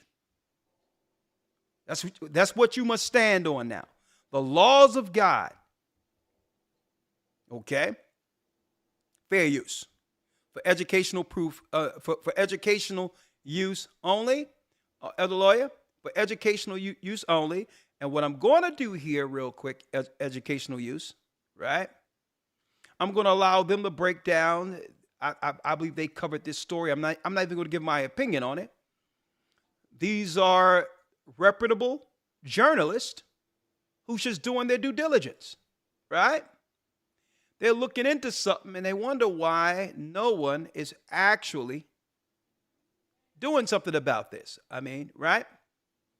Mm-hmm. Now, of course, we have to be guarded and all that with our conversation. So I'm going to let these people from Redacted, reputable journalists, give their insight to something that was quite bizarre. That's the only word I can use for it. But it still fulfills what we're reading in the Sanhedrin here, in the Talmud, right? About pupils or students diminishing who reads the Torah, right? Fair use. Jewish tunnels under New Hold York up. City, then you are winning at life. Well, if you had on your 2024 bingo card hidden Jewish tunnels under New York City, then you are winning at life because you just nailed it. This is really, I have to think, the most bizarre story I've heard in a very long time. But I think it could potentially, we don't know yet, it could really have potentially Fair use. really troubling pieces of this story as they come out here. And we have a lot of questions. We have a lot of questions about this story. First, some context. What you're seeing here, notice the people in the middle of your screen who are hiding there in underground caves in New York City, which have been busted wide open and are now being filled with cement as a result of discovering these really damaging and hidden caverns underneath the city of New York. Late yesterday afternoon, a wild riot broke out inside a New York City synagogue in Brooklyn. Police had to be called in. Why? Look at these secret, they're coming out of the ground. And a riot breaks out as a result of it. Construction workers showed up. This is when the riot started. So construction workers showed up and started trying to pour cement into these hidden tunnel systems. And that these Orthodox Jewish members had built. It's illegal. And you're not allowed to live underneath. Look at that police officer. He holding up a taser. He's like, you guys got to get back. They're trying to fight the fact that they're now going to uncover what's perhaps in these tunnels. Is it just people? Is it just they're using it to traverse the area? I was wondering if it was because I don't know if you know this, but in a lot of those Jewish communities, they will tie a rope from one house to the other because they're not allowed to leave their house on the Sabbath. But they're thinking as if the rope is attached, it's not technically leaving their house because it's still part of it. So maybe they were trying to attach these tunnels so that it was still connected to their home so they could leave on the Sabbath. Maybe that's, and if that's what they're saying. Also, the Daily Mail was saying, well, no, they built these tunnels so they could sneak into the synagogue during COVID lockdowns. But that doesn't make any sense because we now know that these tunnels were constructed about 6 months ago. So it has nothing to do with COVID, has nothing to do with lockdowns, trying to sneak into a synagogue because you're that devout.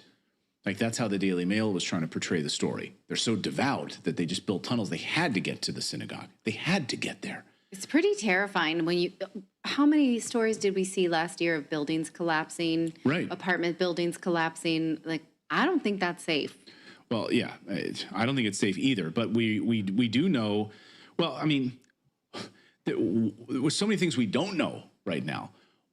Why were they building these tunnels? The dispute. So, okay, the New York City Police Department was called in because these construction workers showed up. Who called the construction workers? That's what I'd like to know. Number one, who called the construction workers to show up in the first place? And were they filling in cement on the streets? Because on the streets, you could actually see some of the caves. You could actually see some of the tunnels from the streets. So is the city trying to do some routine maintenance when they uncovered this? What the hell is going on here? So then as you make those we got the videos here. Videos of people of walking on the sidewalks of New York, and you can see holes and see down into what appears to be tunnels. Yeah. Well, yeah, exactly. And then, of course, you see the individuals coming out of the holes in the ground out on the streets under hidden entranceway. I'm just curious to know, Elder Lawyer, and I'm going to finish playing this. I wonder, Elder Lawyer, what would be the news and how the news would get covered from mainstream if it was founded that some Israelites digged a tunnel from their church or institution, Elder Lawyer, into another building that have some suspicious history behind it. Right. I wonder how the mainstream media would cover that. Can you imagine that? Can you imagine if one of the so-called Israelite groups or something, and it was found that they was digging a tunnel underground that connects to some suspicious building. I wonder if they would have been handled like, just to say how we see and how light this is getting handled, so to speak. But I digress. Right. Right. I digress. Right. But let's see. I would go as far as to say if Hold on. this was a Go ahead, Elder Lawyer. I'm sorry. yeah, I would go as far as to say that if this was even a regular black Sunday morning Christian church with this type of thing going on, there would be I think there would, even in that case, would be a lot of uproar as far as, or at least the reaction would be a little bit more of an uproar, even if it was just a simple Sunday morning black Christian church, let alone Israelites. I mean, don't you think Homeland Security and everything else would be involved? Right. Exactly. Right? This is just a local police here. Right? But I digress. Let me see this. You get the free daily circular or whatever. So they're sliding them out of the way over a grate that has a hole cut in it, and they're climbing down into the holes. There you go. Look at that. It's an example of one of them. It's hidden behind this like newspaper bin that's there. It's insane. It's really bizarre. And then, so members of the Shabbat Lubavitch have been digging tunnels under the synagogue at 770 Eastern Parkway in the Crown Heights neighborhood of Brooklyn, and they've been doing this for many, many months. Now, the website forward.com is coming forward and reporting that it was Elder Lawyer. Oh, I think listen. I think you are too young to remember the old Sage Move member scenario. Mm-hmm. Yeah. Of course, we heard about it. Yeah. You heard about it. How Right. it was Wilson Good, the first black mayor, to show you that our people have always been puppets. It doesn't matter their color. I mean, whether or not they're black, whether or not they're black men or black women. Under Wilson Good, they dropped a bomb on the Move members' house on Old Sage Street because they wanted to live natural with their children in a house that was planned for regentrification about 5-10 years later. So the Move members, they would buy a dollar house. This was way past your time, where if the house, there was a budget, there was a plan in the budget where poor people can buy a dollar house if you're willing to put the money investments into it to actually make it livable. So Move went and they found Old Sage Street because this was going to be one of the up and coming areas as an extension of the University of Pennsylvania area, the university area. So they started building that thing, and they said, listen, we're naturalists, man. They were teaching their own children. Black people weren't bothering anybody, and guess what? They dropped a bomb on them. Now look at how they dealt with these people who weren't doing anything, and look how they're handling this. Right? I mean, fair use. To reach an abandoned woman's mikvah or ritual baths. Okay, hold up now. It's going to say, Elder Lawyer, where the tunnel was leading to. Mm-hmm. I'm going to let it play now. Fair use. Now, the website forward.com is coming forward and reporting that and let me make it clear. Right? People have the right in America to believe anything they want under the Constitution. It's freedom of religion. So I'm not going against, people can believe what they want, neither can I stop them from doing so. So I'm not against whatever y'all want to believe, that's on you. But I can I can disagree, against individuals' behavior if it's what? If it's sin, regardless of whether or not you follow one religion or the next. If it isn't right, if it isn't legal, right? And that's my angle of looking at this, not whether or not what they're worshiping is true, because they have the right in America to choose any religion they would like. But now, I wanted to say that real quick. Let's see where they were digging the tunnel to. 70 Eastern Parkway in the Crown Heights neighborhood of Brooklyn, and they've been doing this for many, many months. Now, the website forward.com is coming forward and reporting that it was designed to reach an abandoned woman's mikvah, or ritual baths. It was designed to, they were trying to dig from the synagogue into a woman's ritual bath. And I think this place was closed down, if I can recall. It's an old one. Let's see. A ritual bath. What ritual bath? What is the ritual? Now, this is according to forward.com. The website said the tunnel had been dug to expand the synagogue, although it was unclear how they would actually do that by expanding the synagogue under the ground. The tunnels were discovered back in December, and then the synagogue's leaders called in a structural engineer then to assess the damage of it. And then the cement mixers arrived to try to fill in these tunnels, and then that's when a lot of these young Orthodox Jewish men reacted, started ripping away the wooden walls. And then when they started ripping away the wooden walls, you started to discover some really troubling things behind the walls.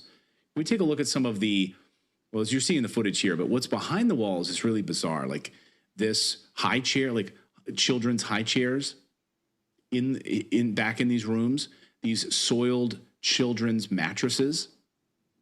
Oh. A lot of people, so again, we have a lot of questions. We don't know, why are there children's mattresses hidden in these tunnels? Soiled children's mattresses. Why are there children's high chairs in these tunnels? We don't know. We sure would like answers, though, and I hope there's an investigation. Vice News, though, many years ago did an investigation, and this goes back. So when we talk about this, these child rape assembly lines, as the Vice News article had covered this back in 20, let's see the byline on that, 2013, the child rape assembly line. What? What? I, at the time, walked in on one of these bathhouses and saw the absolute unbelievable, disgusting, horrible stuff that was happening to these children in the Elder, you remember when Damon Wilson said, y'all better wake up, this is a spiritual war? Mm-hmm. Remember when he said, y'all better wake up? So you have to realize when if, not speaking of this in general, but when you are under some type of religious belief or understanding, and you are to some degree losing power, you must up the rituals. You must increase the ceremonies, so to speak. Not to say it could possibly be that here, but I know based on the history of the Babylonian priesthood and others, that when there's certain circumstances where they are, seeking more power or forced to be helped with something, it requires sacrifice. Right? When you look into ancient historical Canaanite rituals and all of that, that's why our God said, stay away from this.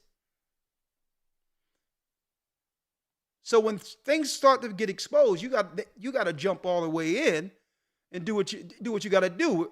If you're on the right side, you pray and you do what's right according to God's law. But if you're on the other side, you got to do what you got to do according to what the masters require. Right? I'm trying to be as guarded as possible. Let's get through this. And blew the lid on it. And of course, then there was a number of arrests in Brooklyn and a number of arrests throughout New Jersey. So I don't know if you guys remember the corruption and the arrests that happened. Yeah, I'm going to need my brothers, the bishops and the bishops, deacons, and officers, right? I'm going to need y'all to keep me up to speed. And if you're from New York, one of my brothers over there that's leading things over there, please give us a call and let us know what the conversation is as far as the authorities go. I just need to know what's going on, because it doesn't seem like CNN, Elder Lawyer, no one is actually giving us some detailed information. Right now, we're hearing about Cat Williams. Right? Right. I mean, What's going on here? Mm-hmm. Should not this be viral? Lord. And of course, then there was a number of arrests in Brooklyn and a number of arrests throughout New Jersey. So I don't know if you guys remember the corruption and the arrests that happened in New Jersey, but it also swept into Brooklyn. So here's a news report from 2009, just to light a fire in your brain. And again, I don't know that these tunnels now today are in any way related to that. But when you find children's mattresses and you find high chairs, one has to wonder. Here's the news report from 2009. Take a look. These were arrests on a massive scale. Amongst those taken into custody by the FBI were city mayors, politicians and religious leaders. The authorities needed buses to cope with the sheer scale of the operation. New Jersey's corruption problem is one of the worst. Here's the news report from 2009. Take a look. These were arrests on a massive scale. Amongst those taken into custody by the FBI were city mayors, politicians and religious leaders. The authorities needed buses to cope with the sheer scale of the operation. Hey, Elder Lawyer, you got to think about all of this happening in the midst of the asylum scenario where people are coming from, all undocumented people are coming into these cities, right? Mm-hmm. Out of nowhere, the same place where asylum is, where these undocumented people are coming in, we're seeing this too. I don't know. I'm just connecting the dots here. I don't know. I'm just speculating at this point, but could one have something to do with the other? Maybe as the story unfolds, we'll figure this out, right? Right. Because it sounds eerily familiar to what he's reporting right here from 2009. And again, I don't know that these tunnels now today are in any way related to that. But when you find children's mattresses and you find high chairs, one has to wonder. Here's the news report from 2009. Take a look. These were arrests on a massive scale. Amongst those taken into custody by the FBI were city mayors, politicians and religious leaders. The authorities needed buses to cope with the sheer scale of the operation. New Jersey's corruption problem is one of the worst, if not the worst, in the nation. Corruption is not only pervasive, it has become ingrained in New Jersey's political culture. It's thought that religious charities controlled by prominent rabbis were used to launder cash.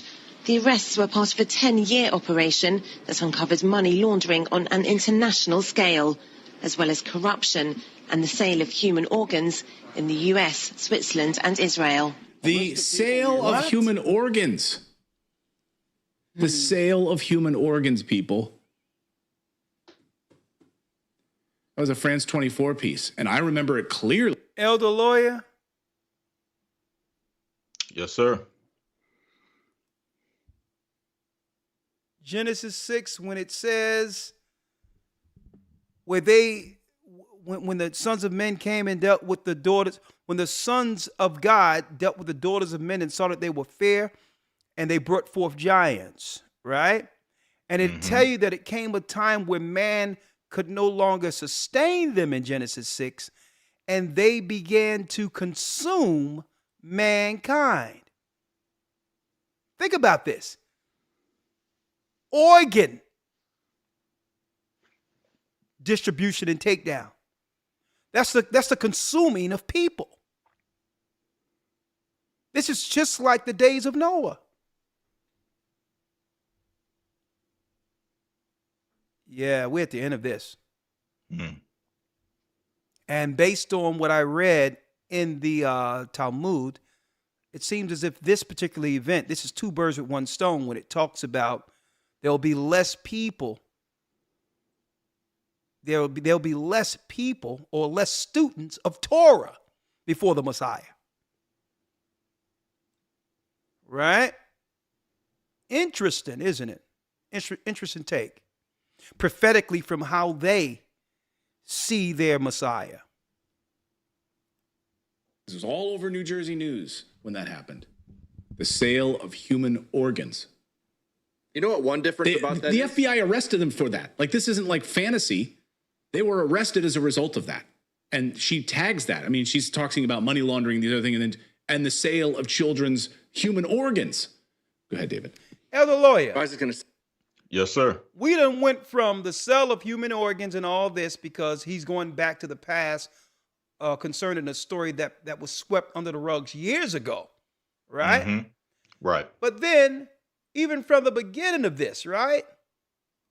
From the beginning of this, selling of organs and all that is ritualistic.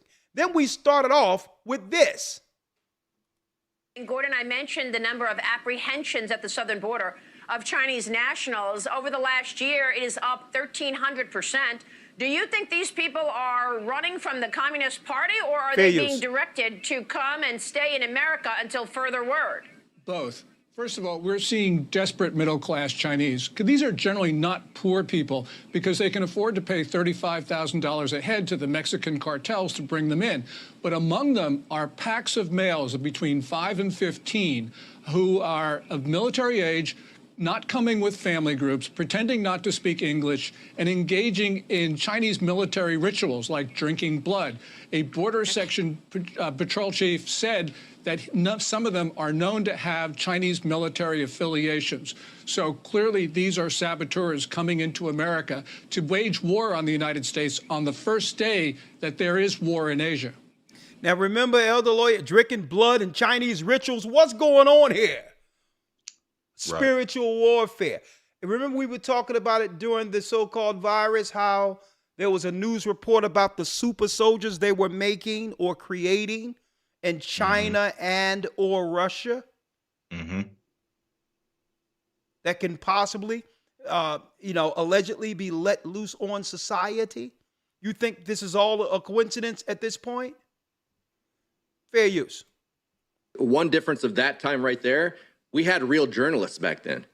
We had real journalists exposing that kind of stuff. Could you imagine that probably wouldn't happen today if that was going on? No, and even actually, it probably is. Actually, CNN separately did a report on what was happening specifically on the Brooklyn piece of this. Again, this is where the tunnels were discovered. This is where the tunnels were discovered. And so it's a very insular community there. So to get like outside reporting in here is very, very difficult in this community. But CNN, this again, a report from that exact same time talking about this corruption and what was going on in these bathhouses. Listen.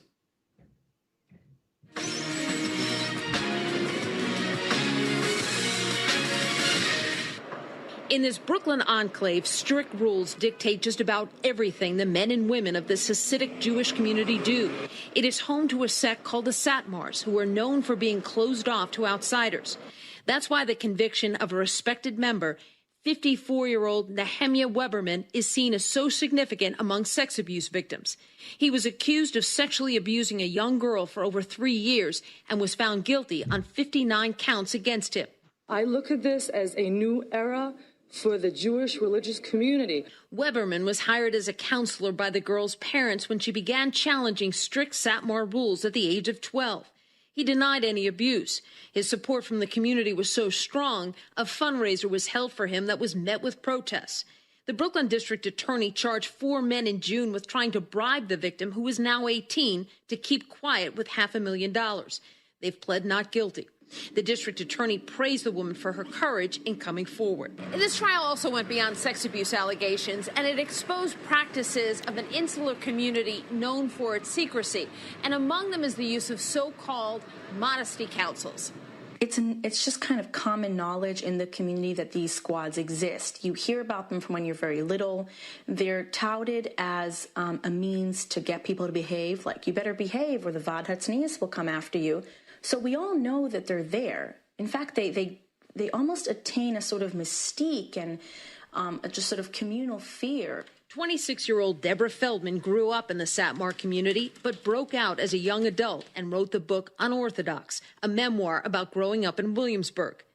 Ostensibly, what modesty squads are looking for is forbidden music, forbidden books, forbidden magazines, forbidden internet, access devices like computers or smartphones. They're looking maybe for love letters or for photographs. Feldman hopes the verdict will prompt others to speak out about abuse without fear of retaliation. Others in the community remain convinced Weberman is not guilty, and his lawyer plans to appeal. So again, what's the connection here?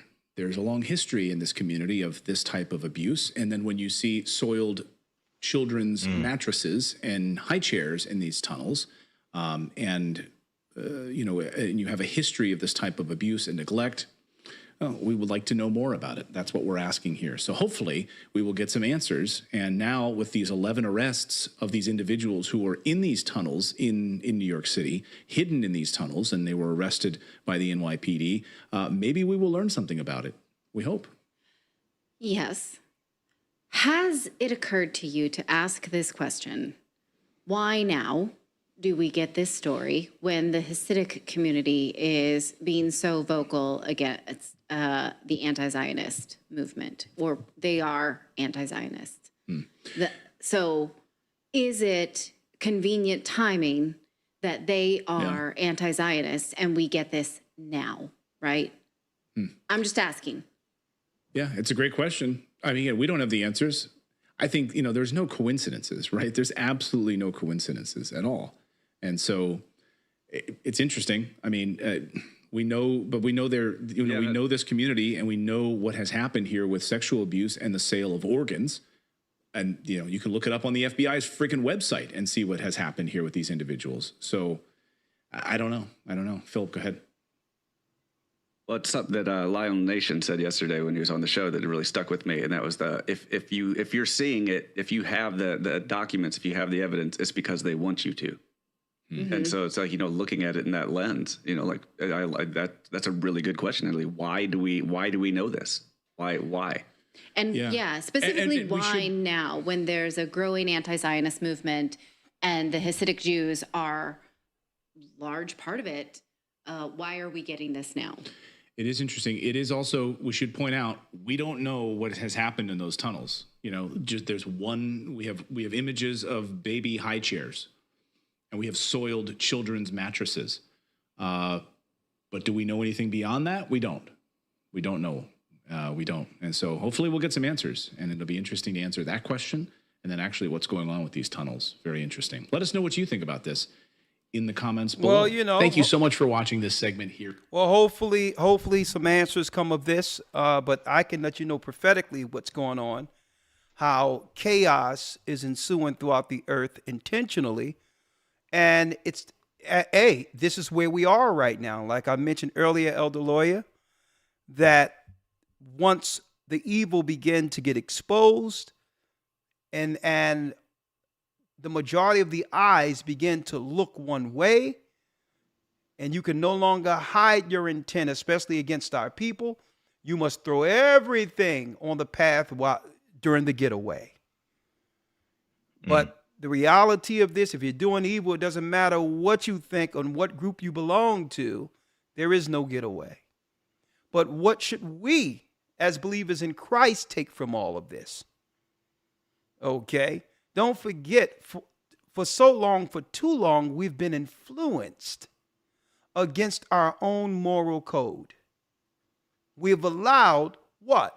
We've allowed television, media, social media to become the spiritual pulpit for morality, and look where we are.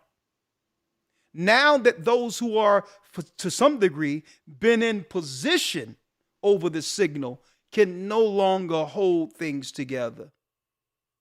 What are we going to do now? What are we going to do? Okay, the reality is we as a people have been exposed and are ripe for destruction, and now the gates are opening up for the Satanists to come in to mop the whole thing up in our communities who are ripe for a judgment.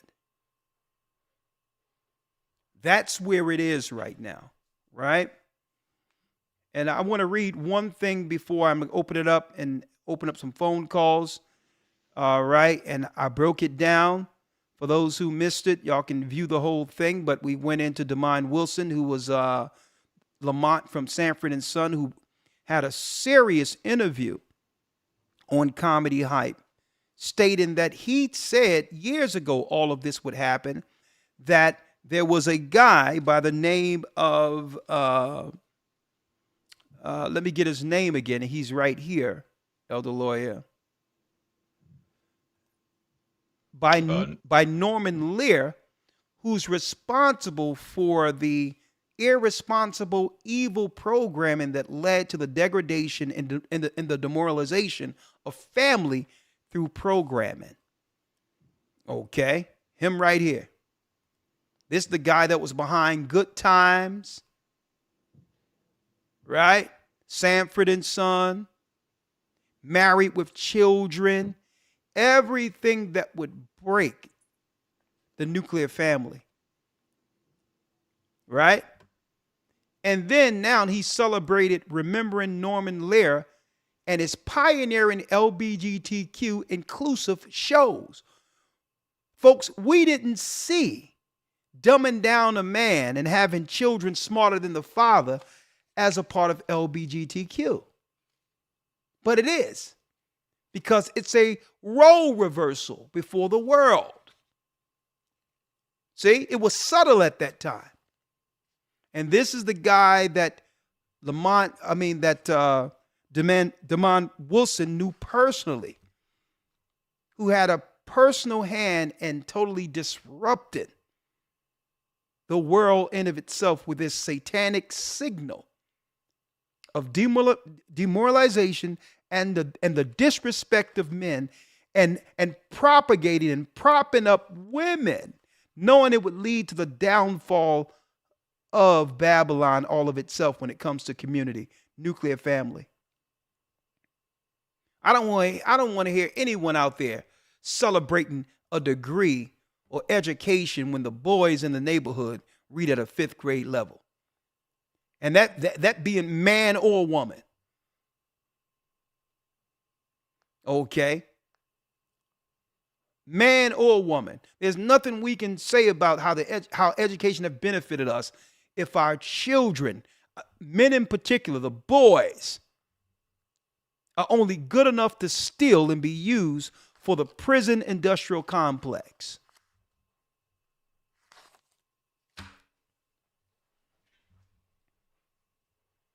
All right? There he is right there. When y'all get a chance, there's so much to really digest in this particular broadcast, but it took me hours to put it together. Thank you for all your support and what y'all do to support the church. Elder Lawyer,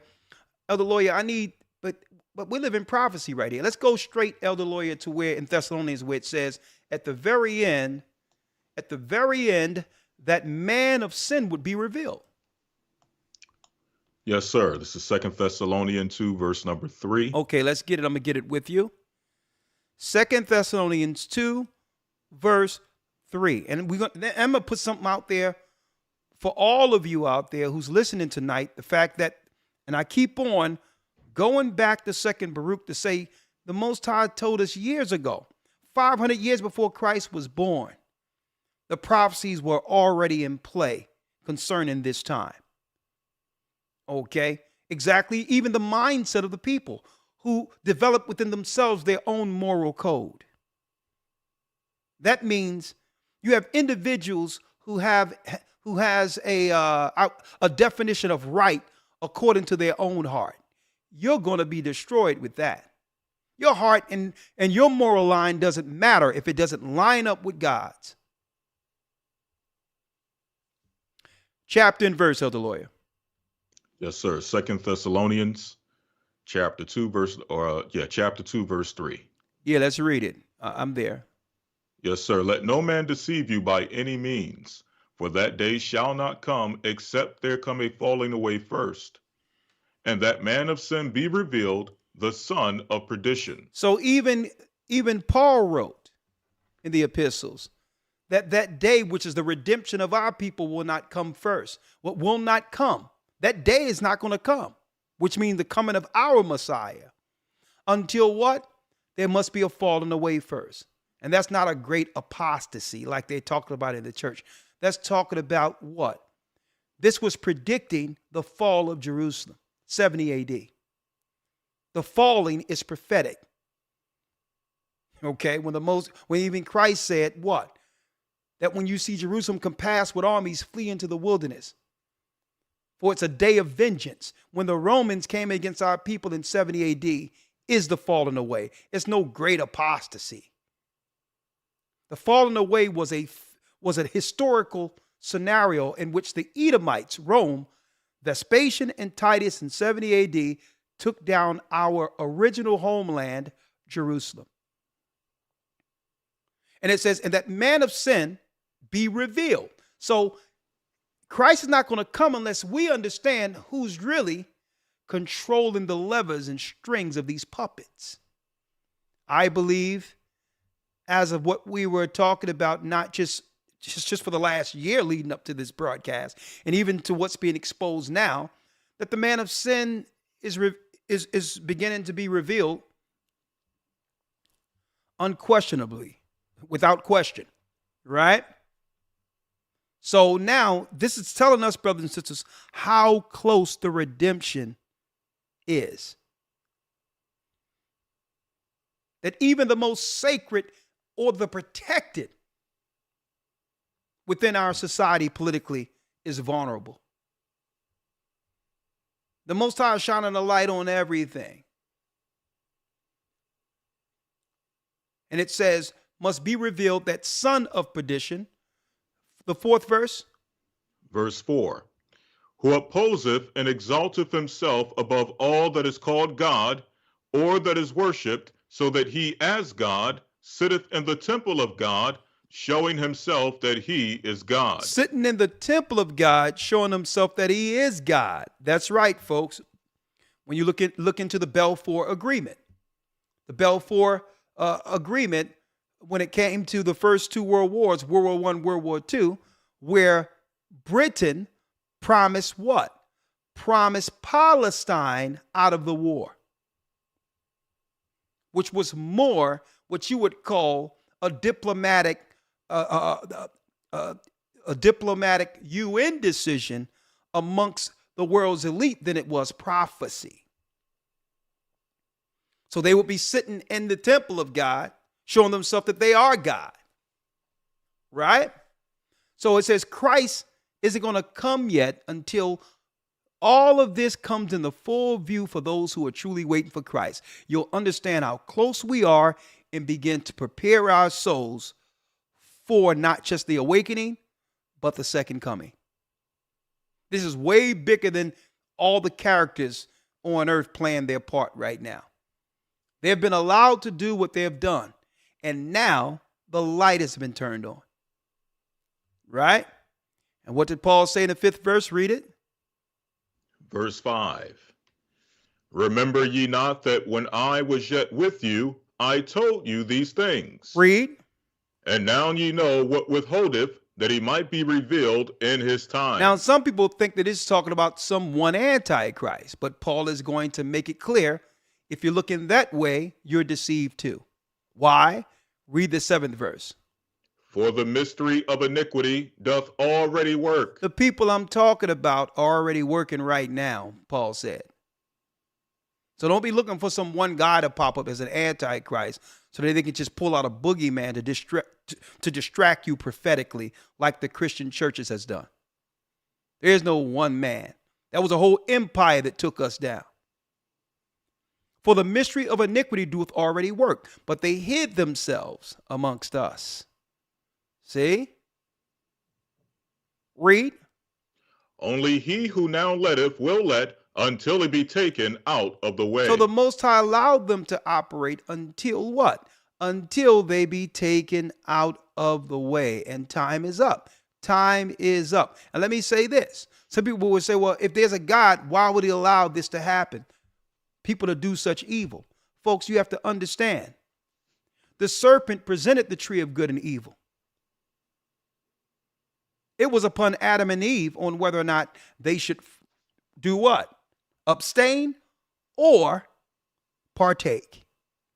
Mm-hmm. So when you look at the people who's under the Kabbalah, which links directly to the tree of good and evil, they're not forcing anybody to do anything. They're just offering the fruit. So don't try to blame God for you choosing the signal or the fruit when you knew better. There wasn't a time where any of us chose to do anything wrong that our conscience didn't what? Warn us. That's the Holy Spirit. So all of that stuff where even atheists and others are looking and saying, yeah, what type of God is that? If these people are doing evil, why would God allow it? Well, it's the tree. It's the tree. It was there in the beginning. And guess what? It was made out of straight vitriol and evil against God. And God didn't create that tree. In the Genesis, the first chapter, it said that everything the Most High made was good. He saw that it was good, even the vegetation, trees, and all that. Samael, Satan himself, okay, who went from seraphim to cherubim. Seraphim is another Hebrew word, when you look into it, for serpent. He spliced the poisons using the Most High's creation, because why? Satan cannot create nothing in of himself. He must use what's already in the earth. So what people look at it, yeah, what type of people follow talking about a talking snake? Because they believe Christians and those who believe in the Bible are stupid. They don't believe you look in the Hebrew when serpent comes from seraph. Seraphim is an order of the angel, the angelic hierarchy. Under the Most High, Christ, the Holy Spirit, you have the seraphim, then the cherubim. Lucifer, he fell. Seraph, cherub, then to the darkness. So when you see that seraph there, or serpent, it's speaking of an angelic force whom the world today call aliens, but are really who? They're really the masters over the governments of this earth, who are running the puppets who rule in this earth. Let's talk about it. So now the Most High is revealing everything, and it's up to you to stand on the right side of judgment. You can't say, and I hear people saying this also, Elder Lawyer, well, no one told me this.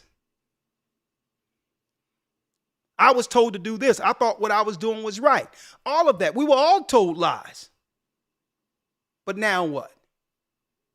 Are we going to use the fact that we were taught wrong to stay wrong? We're going to use that as an excuse to stay wrong, or like I said earlier, stand on the right side of judgment.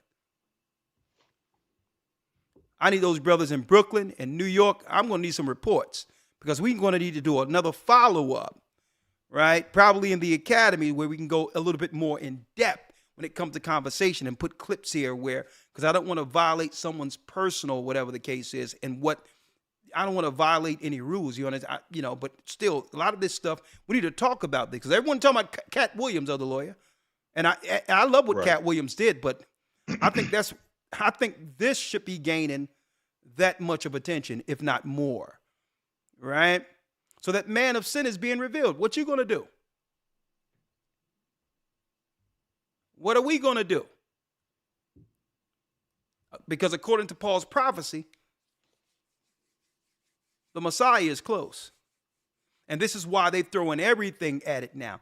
Satanic armies drinking blood. They're not even, usually, Elder Lawyer, when people were doing things like that, they would hide information like that from Fox broadcasting. Say, yeah, we got some weird people coming over the borders and all that. They're going into Chinese blood-drinking ritual soldiers that are being protected by the Mexican cartel coming over the borders. Are you kidding me? This is a holy war. This is a spiritual war, right?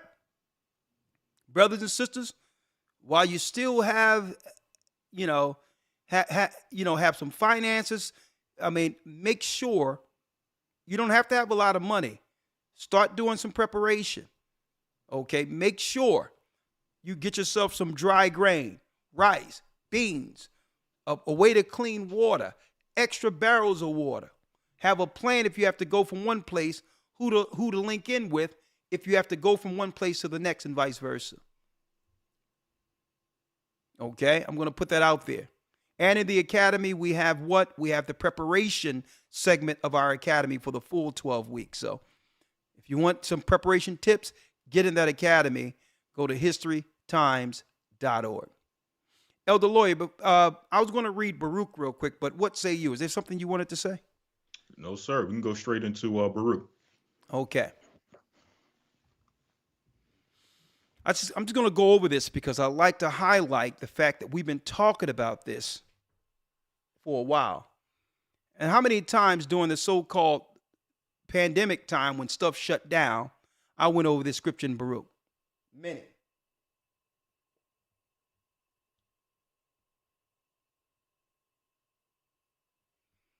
And he answered.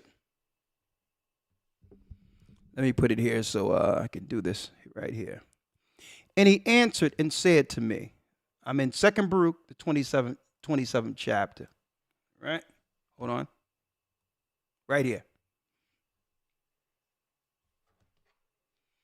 And he answered and said unto me, into 12 parts is that time divided, and each of them is reserved for that which is appointed for it. In the first part there shall be beginning of commotions. When you see people protesting and hollering and all this old other stuff in front of people, causing commotions and riots, like your Marxists, like that fraud thing that happened in that South Carolina church yesterday when Biden went to visit the church, when people were screaming 4 more years and all this other stuff and free Palestine stuff, this staged mess, allegedly, probably. These are the commotions the Bible is talking about, distractions. And in the second part, there shall be a slaying of the great ones. That means coming after people. And in the third part, the fall of many by death. You notice what happened when they said, yeah, there's a cold outside. Make sure you do what you got to do. And now we're seeing people die in number in the earth right now. And in the fourth part, sending of the sword. That means sending people to war. Like we're hearing, they're drumming up war right now. Palestine, Israel, Iran. There's talks about that. Right?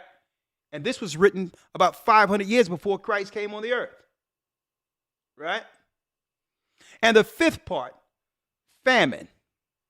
Okay. That means a lack of bread and withholding of rain, weather warfare. And the sixth part, earthquakes. We're going to hear about that, especially when people are digging in the ground for what bunkers and things we're seeing right now. And also fracking in the earth is causing earthquakes, right?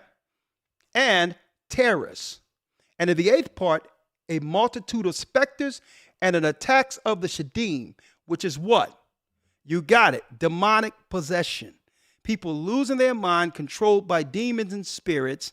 Why? Living immoral. Riddled with demons now. Right? Attacks of the specters in the Shadim. Right? And in the ninth part, the fall of fire, like we just seen over there in Maui and different parts of Africa, Canada. And in the 10th part, rapine and much oppression, putting oppression on people where now money's not going to come that easy anymore. The benefits that our people used to get are getting cut off. Okay. Usually if you're going to get housing or something like that now, you must identify as LGBTQ. If you try to get in a place, guess what? If you're not a migrant, they're going to choose the migrant over the people who actually paid taxes and built the country. Oppression and rapine, everything. We're talking about thousands of years. Let me tell you, playing what? This is playing out as if the Most High showed Baruch the prophet this yesterday.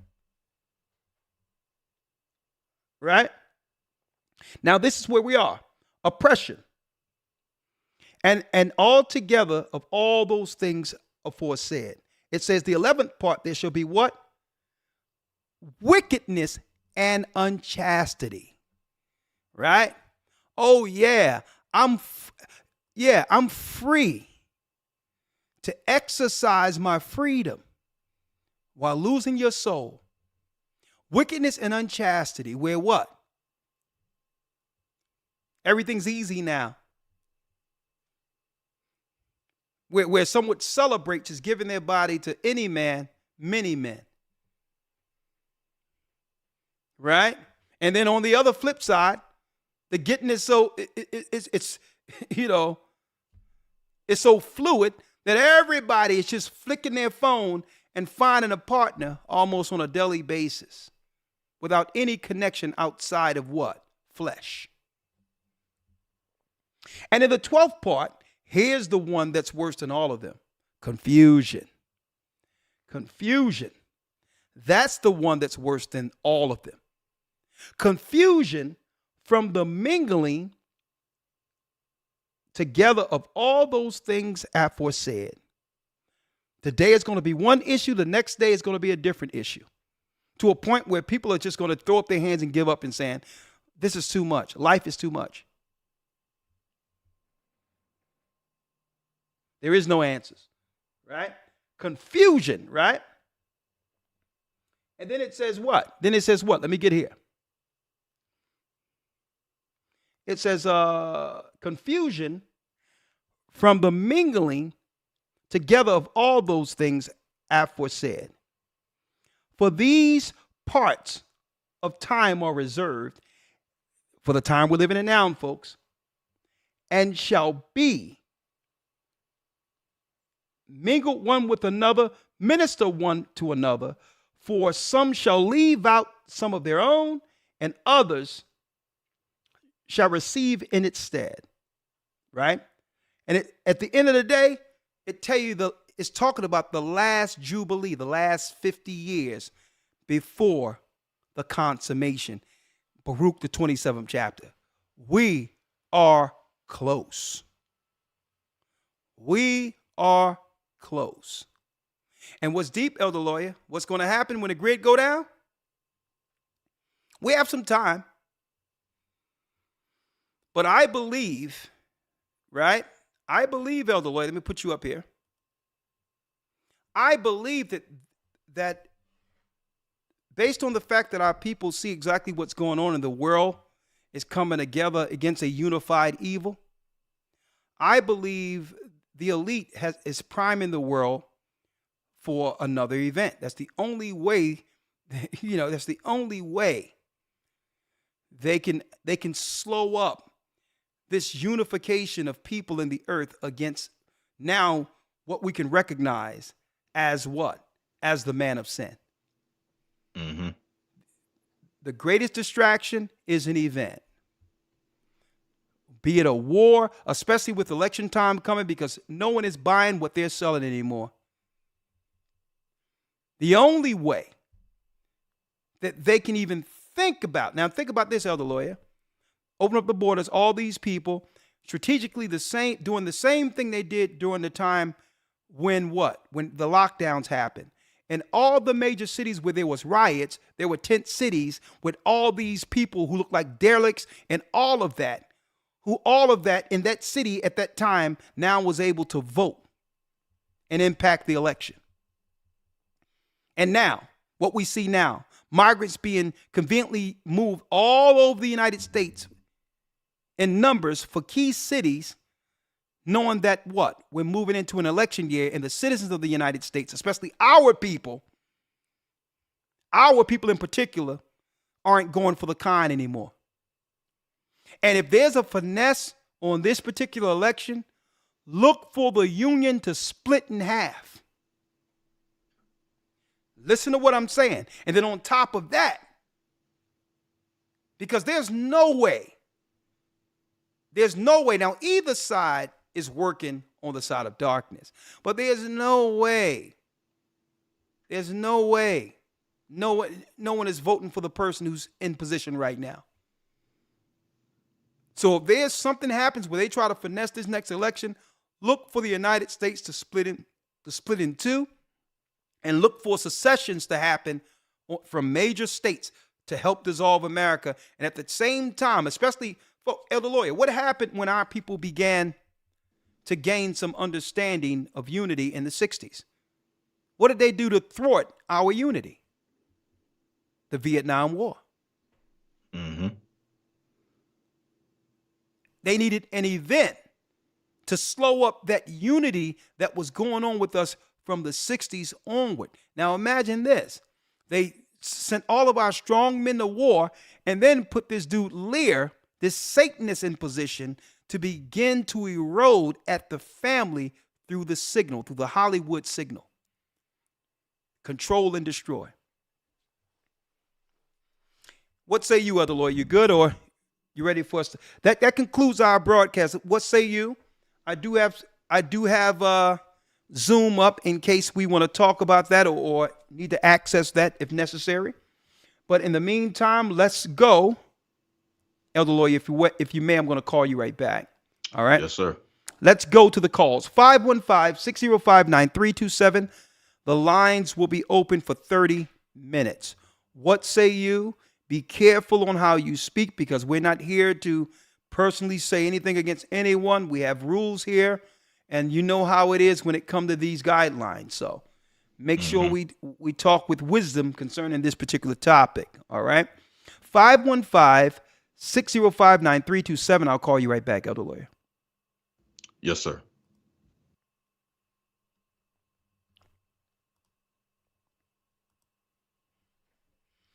And I want to see you all in that academy, folks. We need to get those numbers up in that academy. We need your support. HistoryTimes.org. And you don't have to be there to attend. You can look at the classes, the news, the Hebrew at any time during the week, okay? 1 second.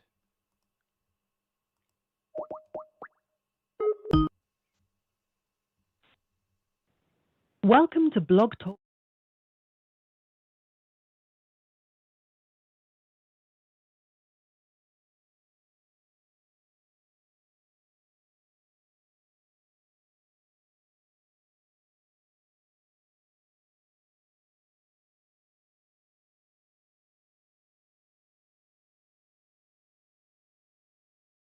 As you're calling back into a live show, we are reconnecting you now.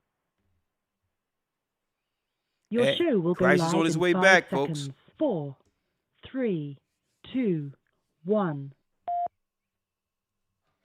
Blog Talk Radio. Yes, shalom, shalom, shalom. I'm Elder Ricard Shiar. Tomorrow around, I want to actually premiere Bye Bye. So I may wait a few more days to premiere Bye Bye. I'll let you all know, but I'll be releasing the song Bye Bye. Speaking of the future Babylonian bounce. We filmed that from the last Tabernacle, not the last one, but the Tabernacle before last. And we will soon release that. And if you want to download, you can go to Royalty Music by Shepherd.com and download that particular MP3, the wave, for your own listening pleasure, okay? Bye-bye. We're going to premiere that soon enough, okay? We'll be premiering that quite soon, all right? Hold on. Let's see. Settings. All right. All right. Let's get the calls in. Let me connect here. Okay, we're connected to Rhodes. All right. Great. All right. Let me bring Elder Lawyer in. Don't want to forget him this time. All right.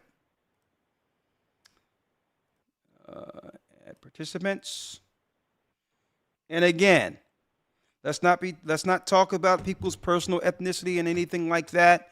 If you want to make an opinion, make sure we're general in discussing this. All right.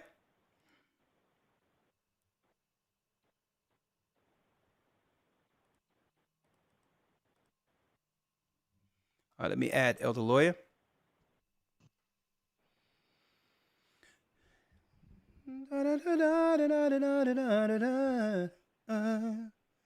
Lawyer, you there? Lawyer, you there?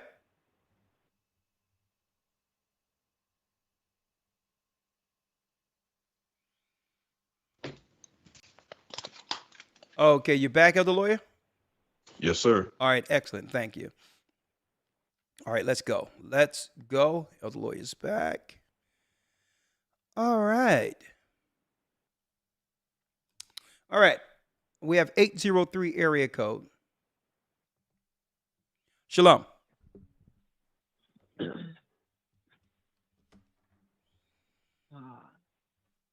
Hi, brother, Elder Ricard. How you been? I'm doing well, Hakeem. How are you?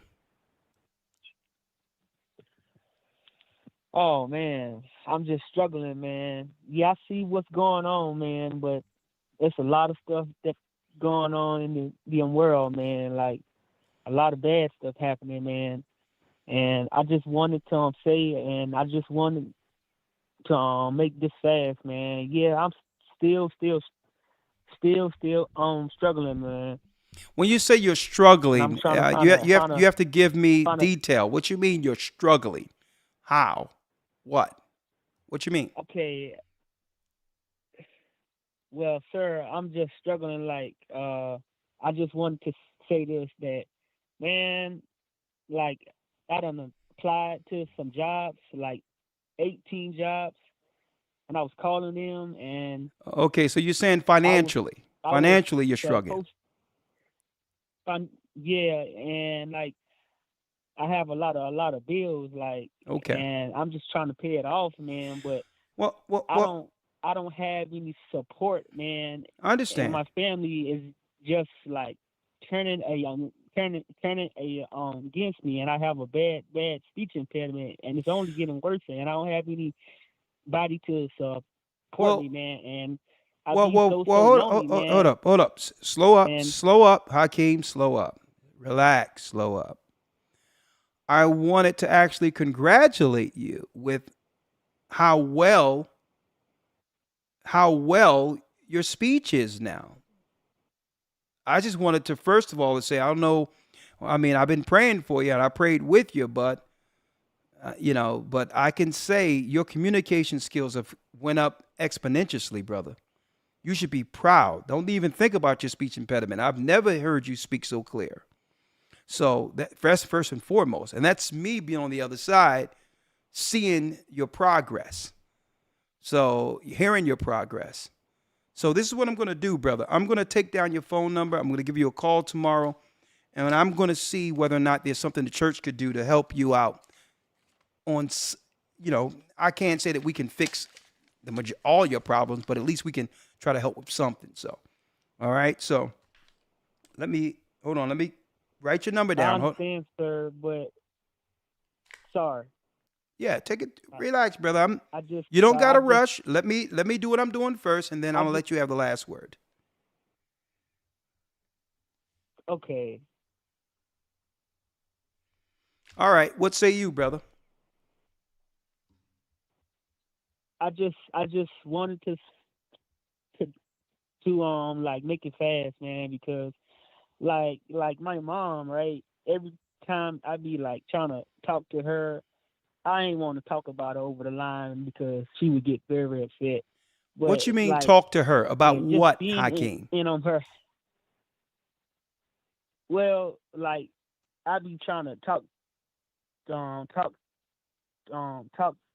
her like about certain things about like moving out and stuff like that, and like I'm on like Social Security, and the thing about it is Well, they listen, ain't gonna again, Hakeem. allow me to work Hakeem, full all time. due respect to you, And there's Hakeem. There's personal conversation, sorry. and there's topic conversation. Let me call you tomorrow, and we'll deal on the personal level, okay? I don't want you putting your business out there like that. That ain't what this broadcast is for. It's good to hear you're doing well, but don't worry about it. Let's leave this for a private conversation. I ain't mean to call. No, it's fine. I'll call you, okay? I didn't mean to call, sir. I didn't mean to call. Brother, no. I'm not saying you are wrong for calling. I'm saying there's a time and place for all things. You told me you need help. You told me what the issues are. But the struggles with you and your mother, let's move in the broadcast someplace else. I would need to speak to you privately. You're giving me a private conversation. All right, let me call you tomorrow, okay? Thank you, my brother. All right, 340 area code.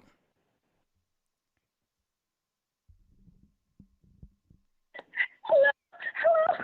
Hey, where you been at, Sunshine? Hello. Hi. Oh, Elder, hello. Yes, I'm Hi. here. The floor is yours. Yes, hi. Wow. Let's go. Let's go, Sunshine. I got to get through these. Come on. Okay. Okay, so, okay, wow. Elder, no one gets away. When anything is done in the darkness, and especially against Israel in time, light will shine on that same darkness, and it has been high time that we have awakened out of sleep. But now that we have awakened, the mirage of a world that we thought we knew is folding in on itself, and no one gets away, regardless of who feels they're great, and in their thoughts, no one can make them widow or bring them down. Prophecy reveals to us that the will of the Most High will be done, and those with eyes to see are reassured when prophecy is seen clearly before our eyes that the word is real, and these and there is no need to fear these man or Satan. Everything is essentially busted open. There's no more cover, nowhere to run or hide. And because the bottom of the bucket is falling out from under this Babylonian kingdom, it's no holds barred. Every soul is working, or who has been working, the Psalms 83 conspiracy, trickery, usury, and all matters of wickedness cannot or care not to cover themselves as they did before. And knowing that the people are tossed to and fro with every wind of foul or vile thing, but just all I want to say is by grace, not the righteous who are not fooled, because they who deceive themselves, or who have for years practiced deception or needing of smooth speeches and hypocrisy of their actions, will never be able to uproot the very elect from the free will choice to serve Christ and keep the faith. So the elect, all during this worldwide confusion and troubles coming, that must come to pass, as Christ said, is feeling reassured and comforted, because we know beyond a shadow of a doubt that those beautiful promises that we learned about through the Word are here. And so that's all I wanted to say, Elder. All praise be to the Most High. Did you write all that down? Did you write that down? All praise be to the Most High. Sunshine, did you write that down? Praise, oh bless you, Elder. Yes, Elder. Good for you. Yes, I am. I'll see you soon. Bless you soon. Bless you.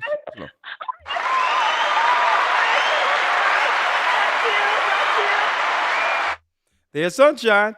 901. A lot of people are asking where's Sunshine. You know, she came from the shadows. She had to show, forth, let you know she's still kicking out there. Thank you, Sunshine. You always quantify the whole broadcast. Thank you for all your support and your perspective. 901 area code. Shalom. Shalom. How are you? I'm well. I'm so excited to talk to you as always, and to tell you just how life-changing the Academy is. We've been in it for a whole year now, and thank you. We don't know life without the Academy. We don't know life without the Academy, and we just look forward to it like little kids at Christmas. When we used to celebrate Christmas. Listen, sister. I was excited about it too. I couldn't wait. I mean, it's fun. Isn't it fun? The Academy. I mean, you never thought learning the Bible could be so exciting, right? So fun. That's right. I tell you, I've learned more, and I've always been a lover of the Bible. But I tell you, I feel like a giant expert when it comes to the things now, because it just makes so much more sense. And I just have you guys to thank for that. Oh, I'm thank so you. glad to be in you all's just in your circle, just being able to glean from y'all every week. We just love it. But I was calling specifically. Yeah.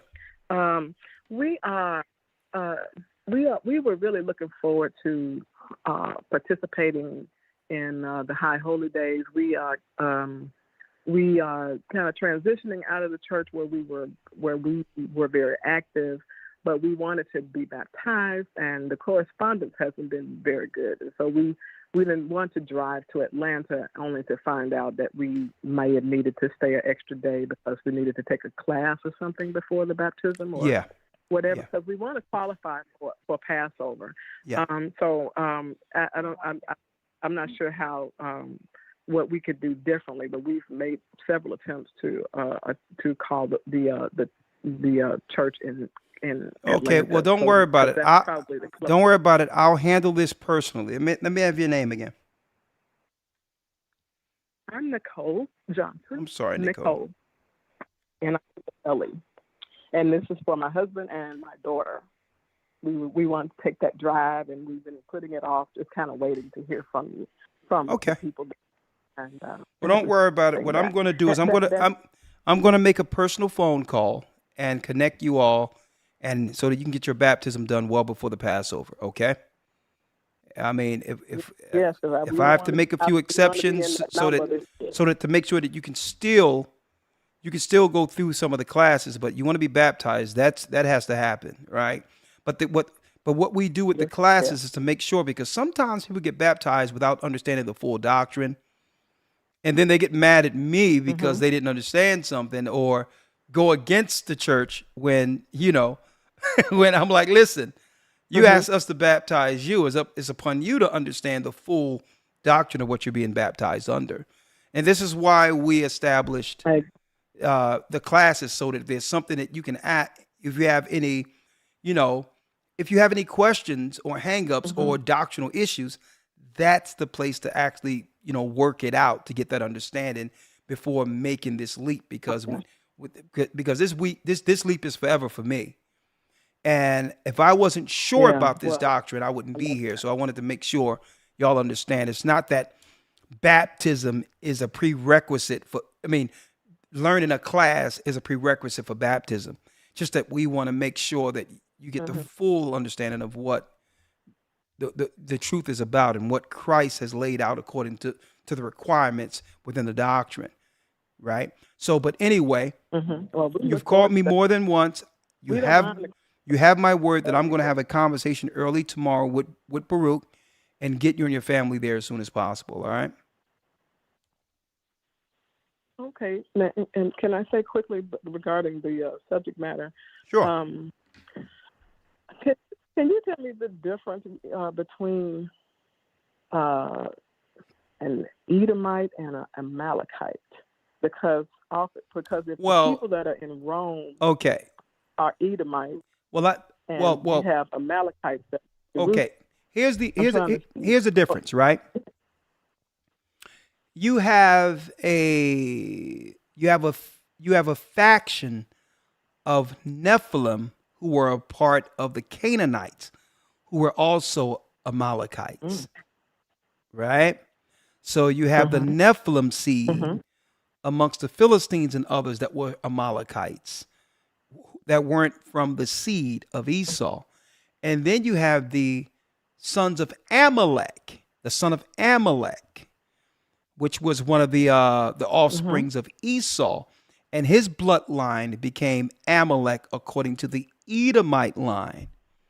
Right? So you got that? Yeah. Yes. Oh, okay. That was. Oh, okay. So the people in Rome are not necessarily. I know that Amalek is Esau's grandson, so they're not. Well, you can't say all of Rome in particular, because Rome is really what you would call a united scenario that includes many countries.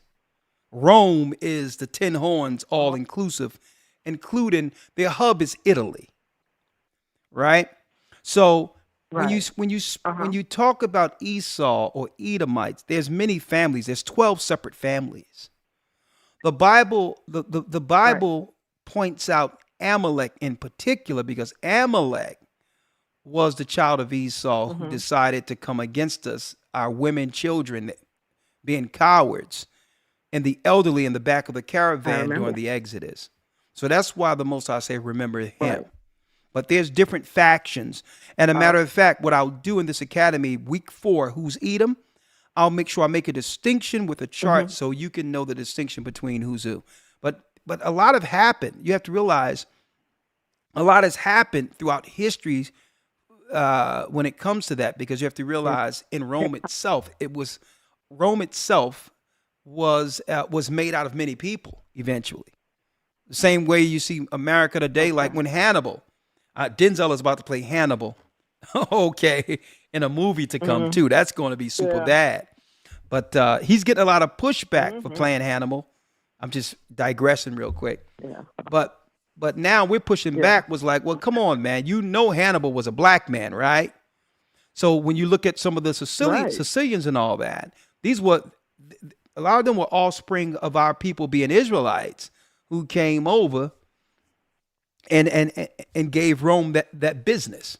Okay, so again, I can show you the families of Edomites according to their bloodline, and what they've done now. They've moved themselves out of regular population and they've become overlords and separated themselves from the rest of the population of Esau, like your royal family, right? Like your royal families did. Right. So the whole thing is, you just can't look at a geography and say, okay, these people are Edomites. You got to understand that there was a melting pot there, and how the elite were able to separate themselves even through incest to make sure they keep their families intact. And that's what I'm going to concentrate on the academy, to show you those bloodline of families and the corporations they rule over today. All right. So they've separated themselves. So, all right. So Edomite is more of a general term, and Amalekites are more exactly one group. Exactly. You have to realize the pure blood Edomites are the elite families. All right. When it comes to poor whites and all that, believe it or not, when it comes to the the poor whites who come from Ireland and different places like that, the elite families look down on them because they think that possibly, the one drop rule happened, being that our people ruled England, France, Great Britain. We were ruling during the Dark Ages. So usually when you see the poor whites come over, they look down on those, right? And that's why they throw them, right in the ditch with the rest of those they loathe or can't stand, like our people, because they fear that the blood of Israel may be amongst some of the ghetto or the low of their own people. That's why I say be careful. I tell brothers and sisters, be careful not to judge strictly from the outward appearance, like Paul said, because the elite have went through great measures to separate themselves even from poor whites. Okay, so I'm gonna break that down more so in the academy. Okay, week 4. Okay, great, because I you really answered questions. Thank you. That is great. I appreciate that. All right. All right. See you Sunday in the academy. Oh yeah, I'm excited about that. Each time we go into a lesson is not the same. I try to handle it and say, what haven't I taught in this particular lesson that can bring it, give it a whole new level of understanding from a higher perspective. So that's what we do. Even though the lessons are titled the same, I'm gonna tell you. This time, what I'm gonna do is I'm gonna put forth the families of Esau that was separated, that King James pointed out. And I'm gonna tell you, it's super bad how I'm gonna do this one, because I'm gonna start from the perspective of King James identifying all of Edom and show the family lines and how those family lines link to the elite powers who are in power today. So wait till you see that. It's gonna be juicy. Oh yeah. Yeah. Awesome. Yeah. And again, thank you, sister. Thank you so much. All right, you're welcome. Yeah. And I say be careful, because again, not all Jewish people are Amalek, right? Because why? What happened was, when they opened up Israel, they opened the borders up to all of Eastern Europe in different parts so that they can populate in numbers, right? And that had really nothing to do with whether or not you were of the Jewish faith. It was more so the numbers of the European citizens that can actually, in numbers be made a state within the Middle East. So a lot of people will say, "Oh, you Jewish, you Amalek." It's not that simple. Okay.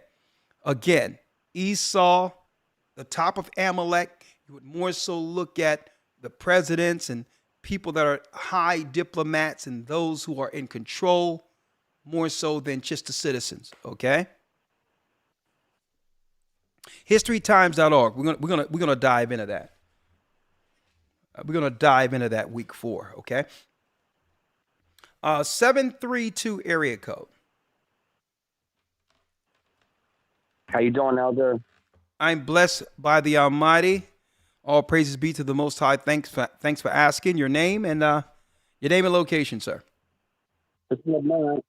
I'm from Jersey Shore, and it was what you said was point on earlier. Like, I'm seeing an invasion of people coming back. They have certain communities where I live at where these people are starting to flee and they're coming back, and it's becoming overloaded.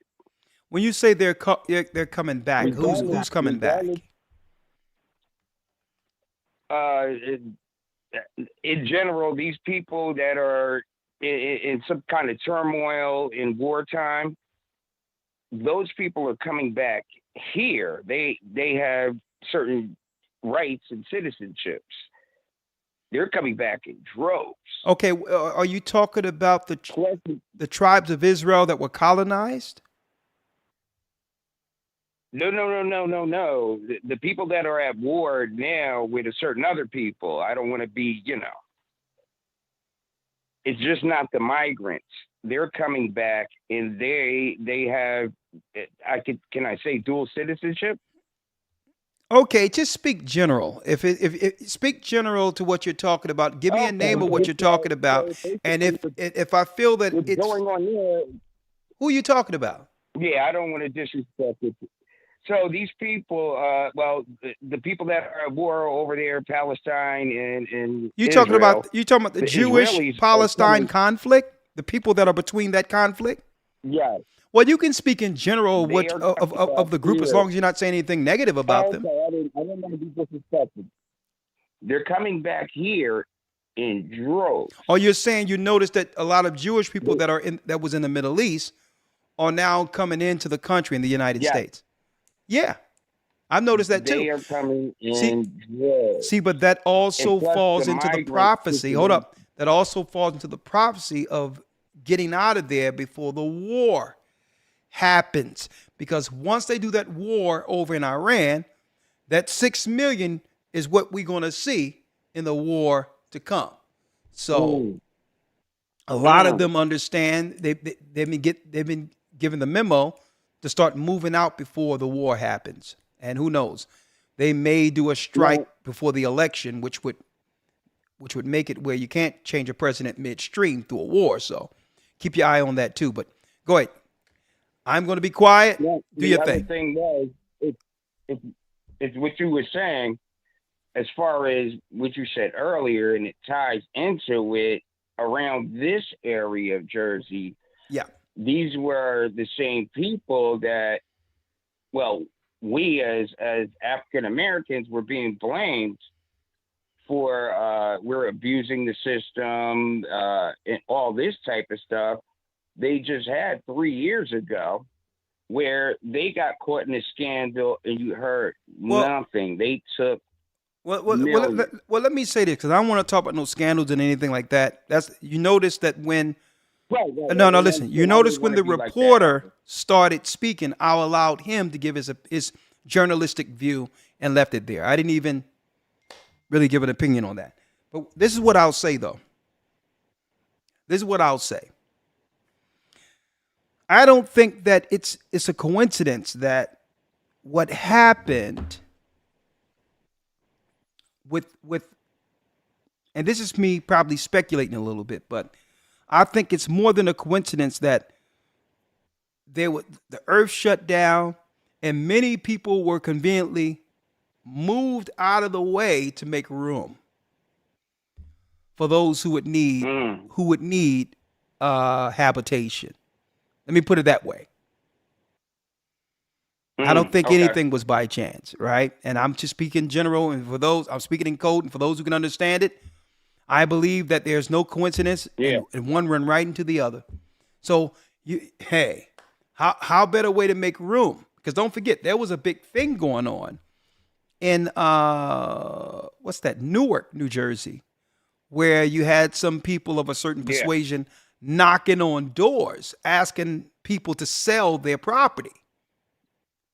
Right before all that broke out. It happened here too, Elder. Yeah, during while things were shut down, it was knocking on doors saying, "Hey, I'll pay cash for your place." So I think you're right on. I think you're right on. Thank you, my brother. Elder, that's all I had, and thank you and bless you. I appreciate you, brother, and thanks for trying to keep this keep the platform together here, right? Yeah, I follow you. I've been following you for a while. You Elder. I got you, bro. All right. Well, next time, hey, I tell you what. Have a good evening. On Patreon, we can just we can cut loose more free this coming Friday if you would like. But all right. I'll be there. I'll be there. My brother, Shalom. All right, Shalom. My brother.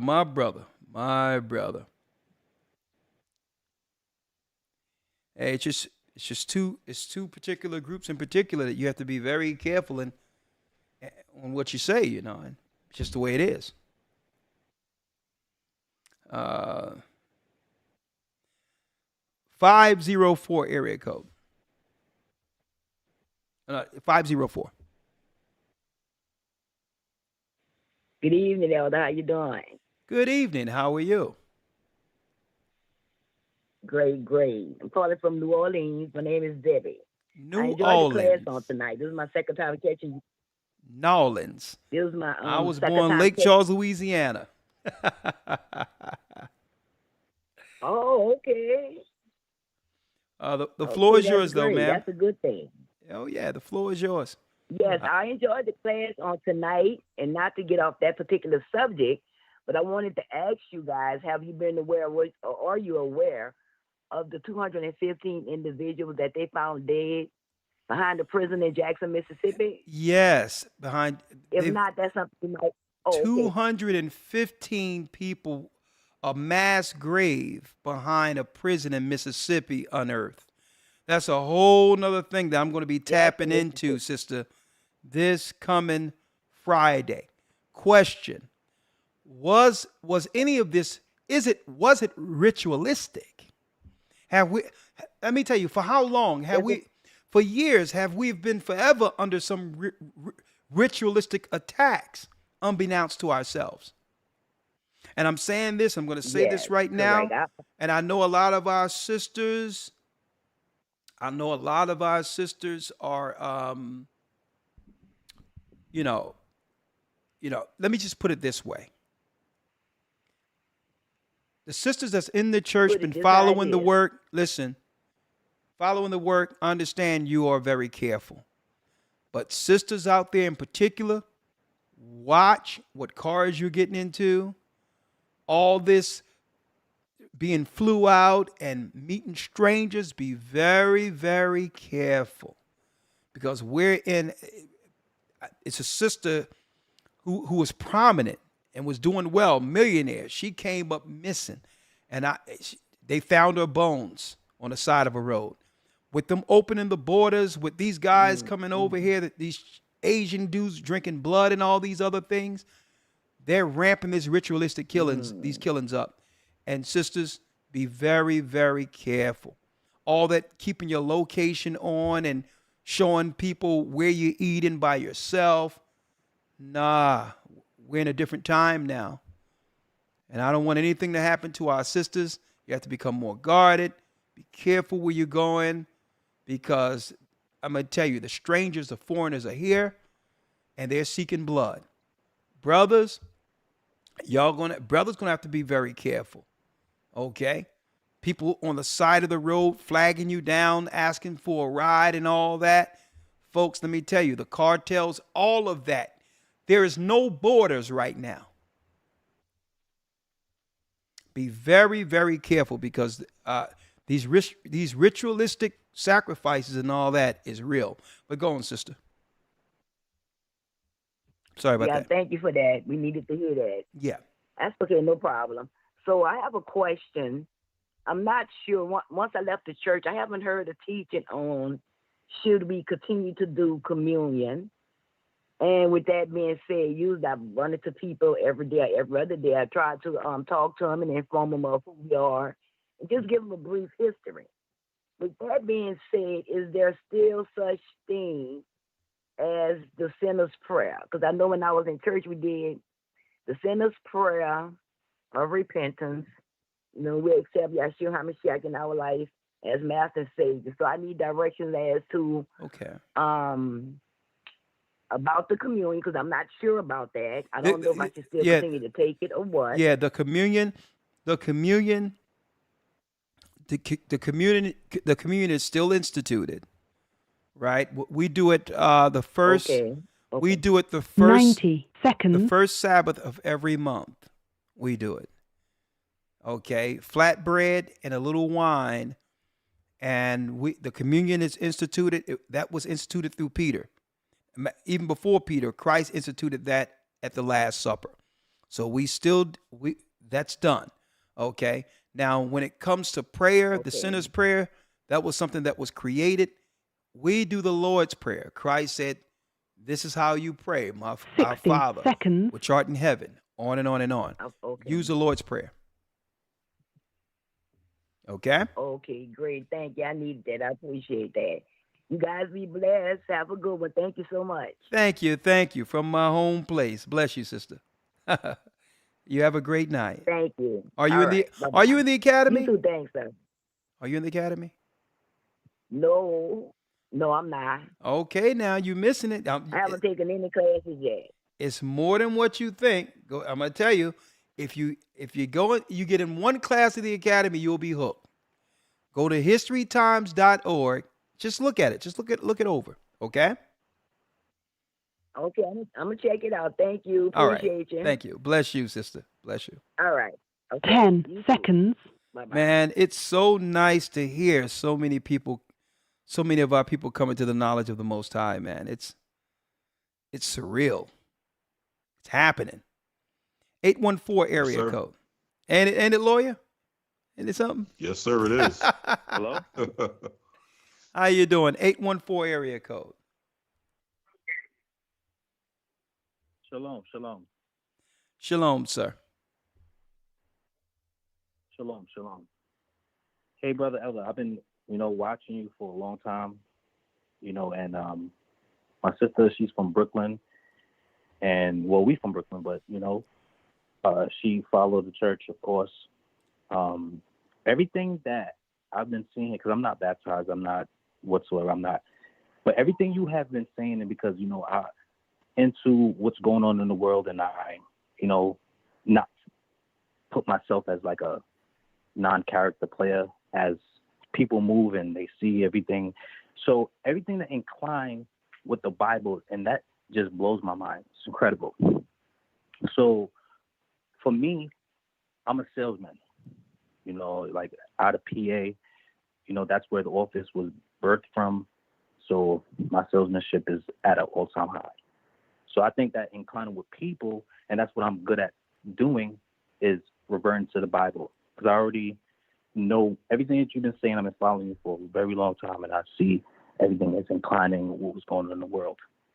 So referring to that to the people that don't know what's going on, and I look at myself as being powerful, we could extract the Bible to folks in a way that they'll understand.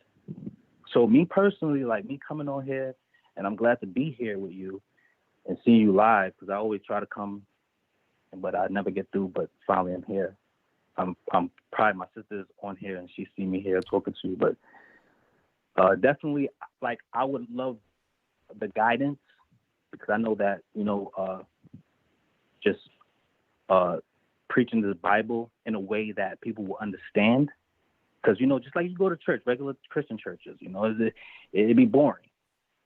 But you refer everything that's going on in the world and then to the Bible. So why the churches is not doing that? I don't understand that. And you make it so clear here that you can't like be here and not understand, because you break it down so like it's phenomenal. So that's why I'm here. I'm just shout out to this phenomenal call. Every time you do it, you bring that knowledge that refers to the Bible and what's going on in the world. So I would personally love to learn the Bible, because like I said, I'm a salesman, and I can preach it the way that people will understand, especially the youth. The youth is what we need to captivate, because they going left. Everything that you talk about, it refers to everything that comes to the Bible. So if I learn that, I could possibly be partake in a congregation. Okay. So that's why I'm here. How old are you? I know. I'm 36, about to be 37. Okay. All right. Well, I'm going to give you some. I'll give you some tips. Why did the Most High choose David? Why did he choose Moses? I'm asking you. See, now that's where I'm trying to come to. Okay. Understanding the Bible. Let me give you the answer. That I've been following you. I'm saying, but let me give you the answer. He chose them because not because they were the greatest or the most articulate. He chose them because they were the meekest amongst men. David was a shepherd. And let me tell you, I love your zeal, right? But if you come in running with your own intention, you'll burn out. The best way to deal with this work as a young man coming in after being baptized is asking the Most High just to use me where you see fit. I don't have any preconceived notion of what I can do. I'm an open vessel to be utilized for whatever you want me to do. You take that position, and guess what? All the gifts and all what you've learned throughout your life, you have the wisdom through the Holy Spirit to know when to pull it out and utilize it. Everything, even your salesmanship. But the Most High, all of that you are, the Most High know already. Right? He just want to know whether or not you're willing to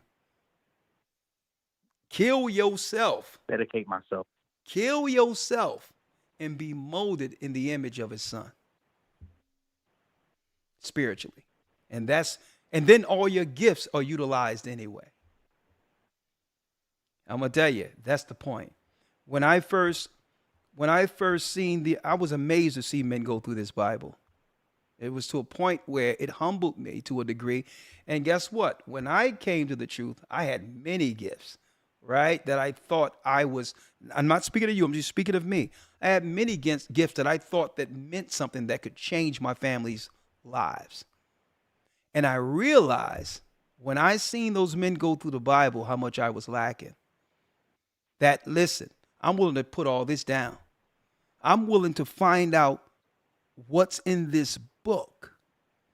And I will assist them because, hey, they already know the Bible already. Let me find out what they need assistance with. I don't have to be heard. I didn't want to be heard.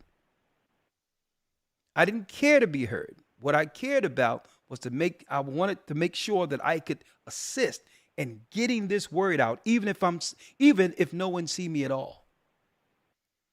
Right? And then right. Did I know I would be here doing this? No, I just wanted to assist. I'm just giving you a perspective so that you can understand that this is a marathon, because there's a frustration point within this ministry, within this walk, that if you don't walk carefully, you'll run and hit a wall, and guess what? You'll burn out and you won't make it to the end of it, right? And I'm here to help you with that. I'm here to help you with that, but you got to bring it all the way down and become a sponge. Yeah, absolutely. Right? I see where you're coming from. Yeah. I absolutely see where you're coming from. Yeah. It's all about discipline. Humility. When I correct, and when I subject myself to giving my heart and soul to the Most High, then that's when I can make that transition. But like I said, he can utilize me on whatever he needs me for, because I know that I'm one of his soldiers and I'm here for a reason. So that's the thing that I'm trying to bring out most. Brother, and I know that. Brother, I'll do everything I can to assist you in wherever the Most High use you. I'm here for you. So this is what I'm going to do. Let me have your name. Leo. Leo? First name, Leo. Yeah. Leo the Lion. Another REI around here. All right. And what I'll do is I'll give your number to Bishop Shamal, and he'll reach out to you. And let's get it moving. I love your energy. I love the fact that you already have a direction on a demographic that you could actually, impact. So, hey. Absolutely. All right, Leo, let's talk. I mean, we got some young lions. Yeah, we got some young lions in Brooklyn and New York that they ain't no joke now. So you're gonna feel right at home. Absolutely. You'll feel right at home. And I'm praising the Most High to the fullest, and I just want my whole entire family to understand that I will definitely dedicate and be disciplined to move in this way, so they can be as watching me as the forefront as a leader, of course. You know what I'm saying? So just guide me through. I will stay in tune and keep in tune, and I will definitely transition to the man that I'm supposed to be at these times that's going on wild crazy. So thank you, my brother. I'm looking forward to meeting you. All right. All right. Absolutely. Bless Thank you. you. Shalom. Appreciate you. All right. Bless you. Amen. The Most High is waking these young men up. And that's why they throwing everything at the wall. That's why they just trying to get away, because the next generation isn't going to be like that last generation. Okay? Let me tell you, these people, our people are different. We're not falling for the same programming anymore. It doesn't work. We're done with it. Folks, let me tell you, the Christian church as we knew it officially died when the disease, when COVID came.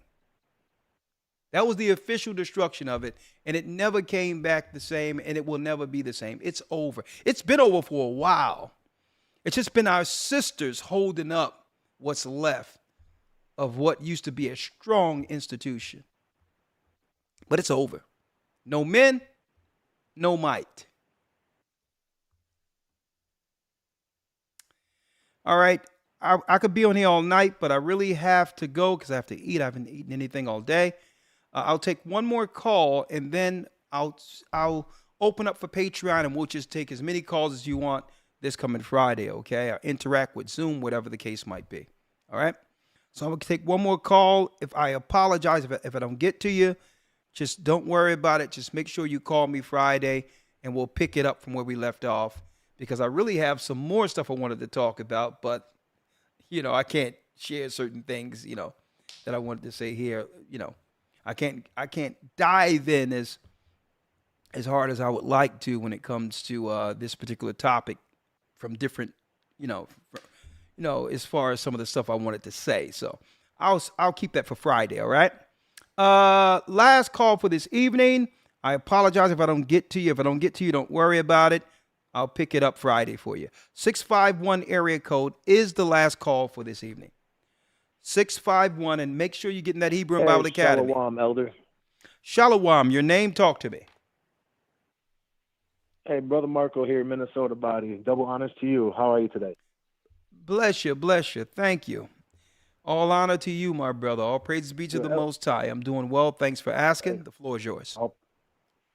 All praises. I just want to keep it short and simple. I was actually going to shoot a text today. My wife randomly sent me a text, and you going into Baruch, it triggered me to call because, the 6 parts are going to be earthquakes in diverse places. My wife texted me today of a 2.5 magnitude earthquake in Wisconsin in the last few days where I'm from. I go, there's never earthquakes in Wisconsin, of all places. So that was just interesting. And I was going to shoot you a text around that just to check it out. But when has there ever been an earthquake in Wisconsin? It just kind of blew my mind. Yeah, it's deep in of itself. Hey, it's happening. I've Yeah, seen a tornado touch And down in then- Florida, hit one area, and you see it blow up like a plant, like an electric plant, and then it just moved out of the way. It came out of the sky. Hey, those realm wars are deep. The realm wars, I'll tell you right now, the Bible, Baruch talks about those realm wars. There's a spiritual battle that's bringing Armageddon to the surface, to the earth. And that's, hey, as long as we're on the right side of this, right? But go on. Con Elder. No, and the other thing too, without getting too deep, it's just the video you showed in the beginning about that tunnel. You see that, and not too deep investigation on that, but when, let's say a basketball player just shares a tweet, that's a whole different anti-story, and it's just, we already know what it is, but it's just look at how the two sides of those coins, like literally. That's quite interesting. Just now that's interesting, right? Like you would think that what we seen in that tunnel would get more pushback and media coverage than Kyrie Irving sharing a tweet, right? But go on. Seems like an open shut case. I mean, Kyrie wasn't harming anyone, right? But based on what I've seen with, I think a bed that belongs to kids and a baby carriage and. But I digress. Yeah, but go on. That's what I had on that point. I know you're hungry. Trying to bow out. So what I'm thinking is, I just want to say, see you at Passover. My family's excited. My children are excited. We typically kind of get some stuff for Purim that goes along with Passover the next month, and we're excited to see you out there. So, hey, brother, let me tell you, and, blessings. Man, this Passover is going to be something different. That's all I can say. Let me tell you, you would have to be there. I'm glad you'll be there. All right. Okay. Agreed. All right. Well, thank you, my brother. Bless you, and yes, sir. Bless you, and Shabbat Shalom. Shalom, my brother. The Most High is calling back Israel. Elder Lawyer. Thank you for using Blog Talk Radio. Thank you for assisting me this evening. It's been a very, very good broadcast, eye-opening. And hey, I'll tell you right now, the powers of the world are coming down. Yes, indeed. And Israel is rising. All praises be to Christ. Okay, we just have to get on code with one another. And I'm going to tell you, brothers and sisters, one of the deepest ills that I feel is amongst our people is that it's being hard-hearted to a point where as a people we're unforgiving. And we just have to forgive, even those who you think in your mind wouldn't even accept your forgiveness. Forgive them anyway. I believe all of that, when it comes, you hold it negative, it turns into sickness, resentment. It weighs you down. And let's forgive. Let's just walk the earth light, with no resentment. We've all been hurt throughout time. We have to let that go because Satan tends to have those things come in our mind because this is how he is. He still thinks he belongs near the throne of God after disobeying. And now he's walking around the earth negative, resentful, thinking about his glory, where he was, how the Most High chose other angels over him, and all these other, issues and scenarios that leads directly to hell. Let's forgive. Let's forgive. Let's walk light. Because why? You may need some more, I would say, spiritual energy to carry the weak. The strong should do what? Bear the infirmities of the weak. And we can't carry anything carrying negative baggage, being unforgiven. And that's Christ. With that, I'm going to say shalom. May the Most High be with you. Stay prayed up, sin not, and keep in mind, thank you, Elder Lawyer, the Most High is calling back his people. We're the children of Israel, and we're back. See you Friday. Sir, shalom.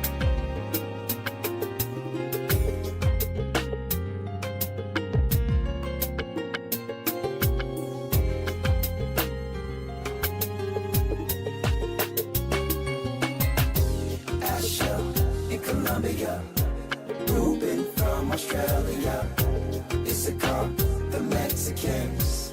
That's who we be.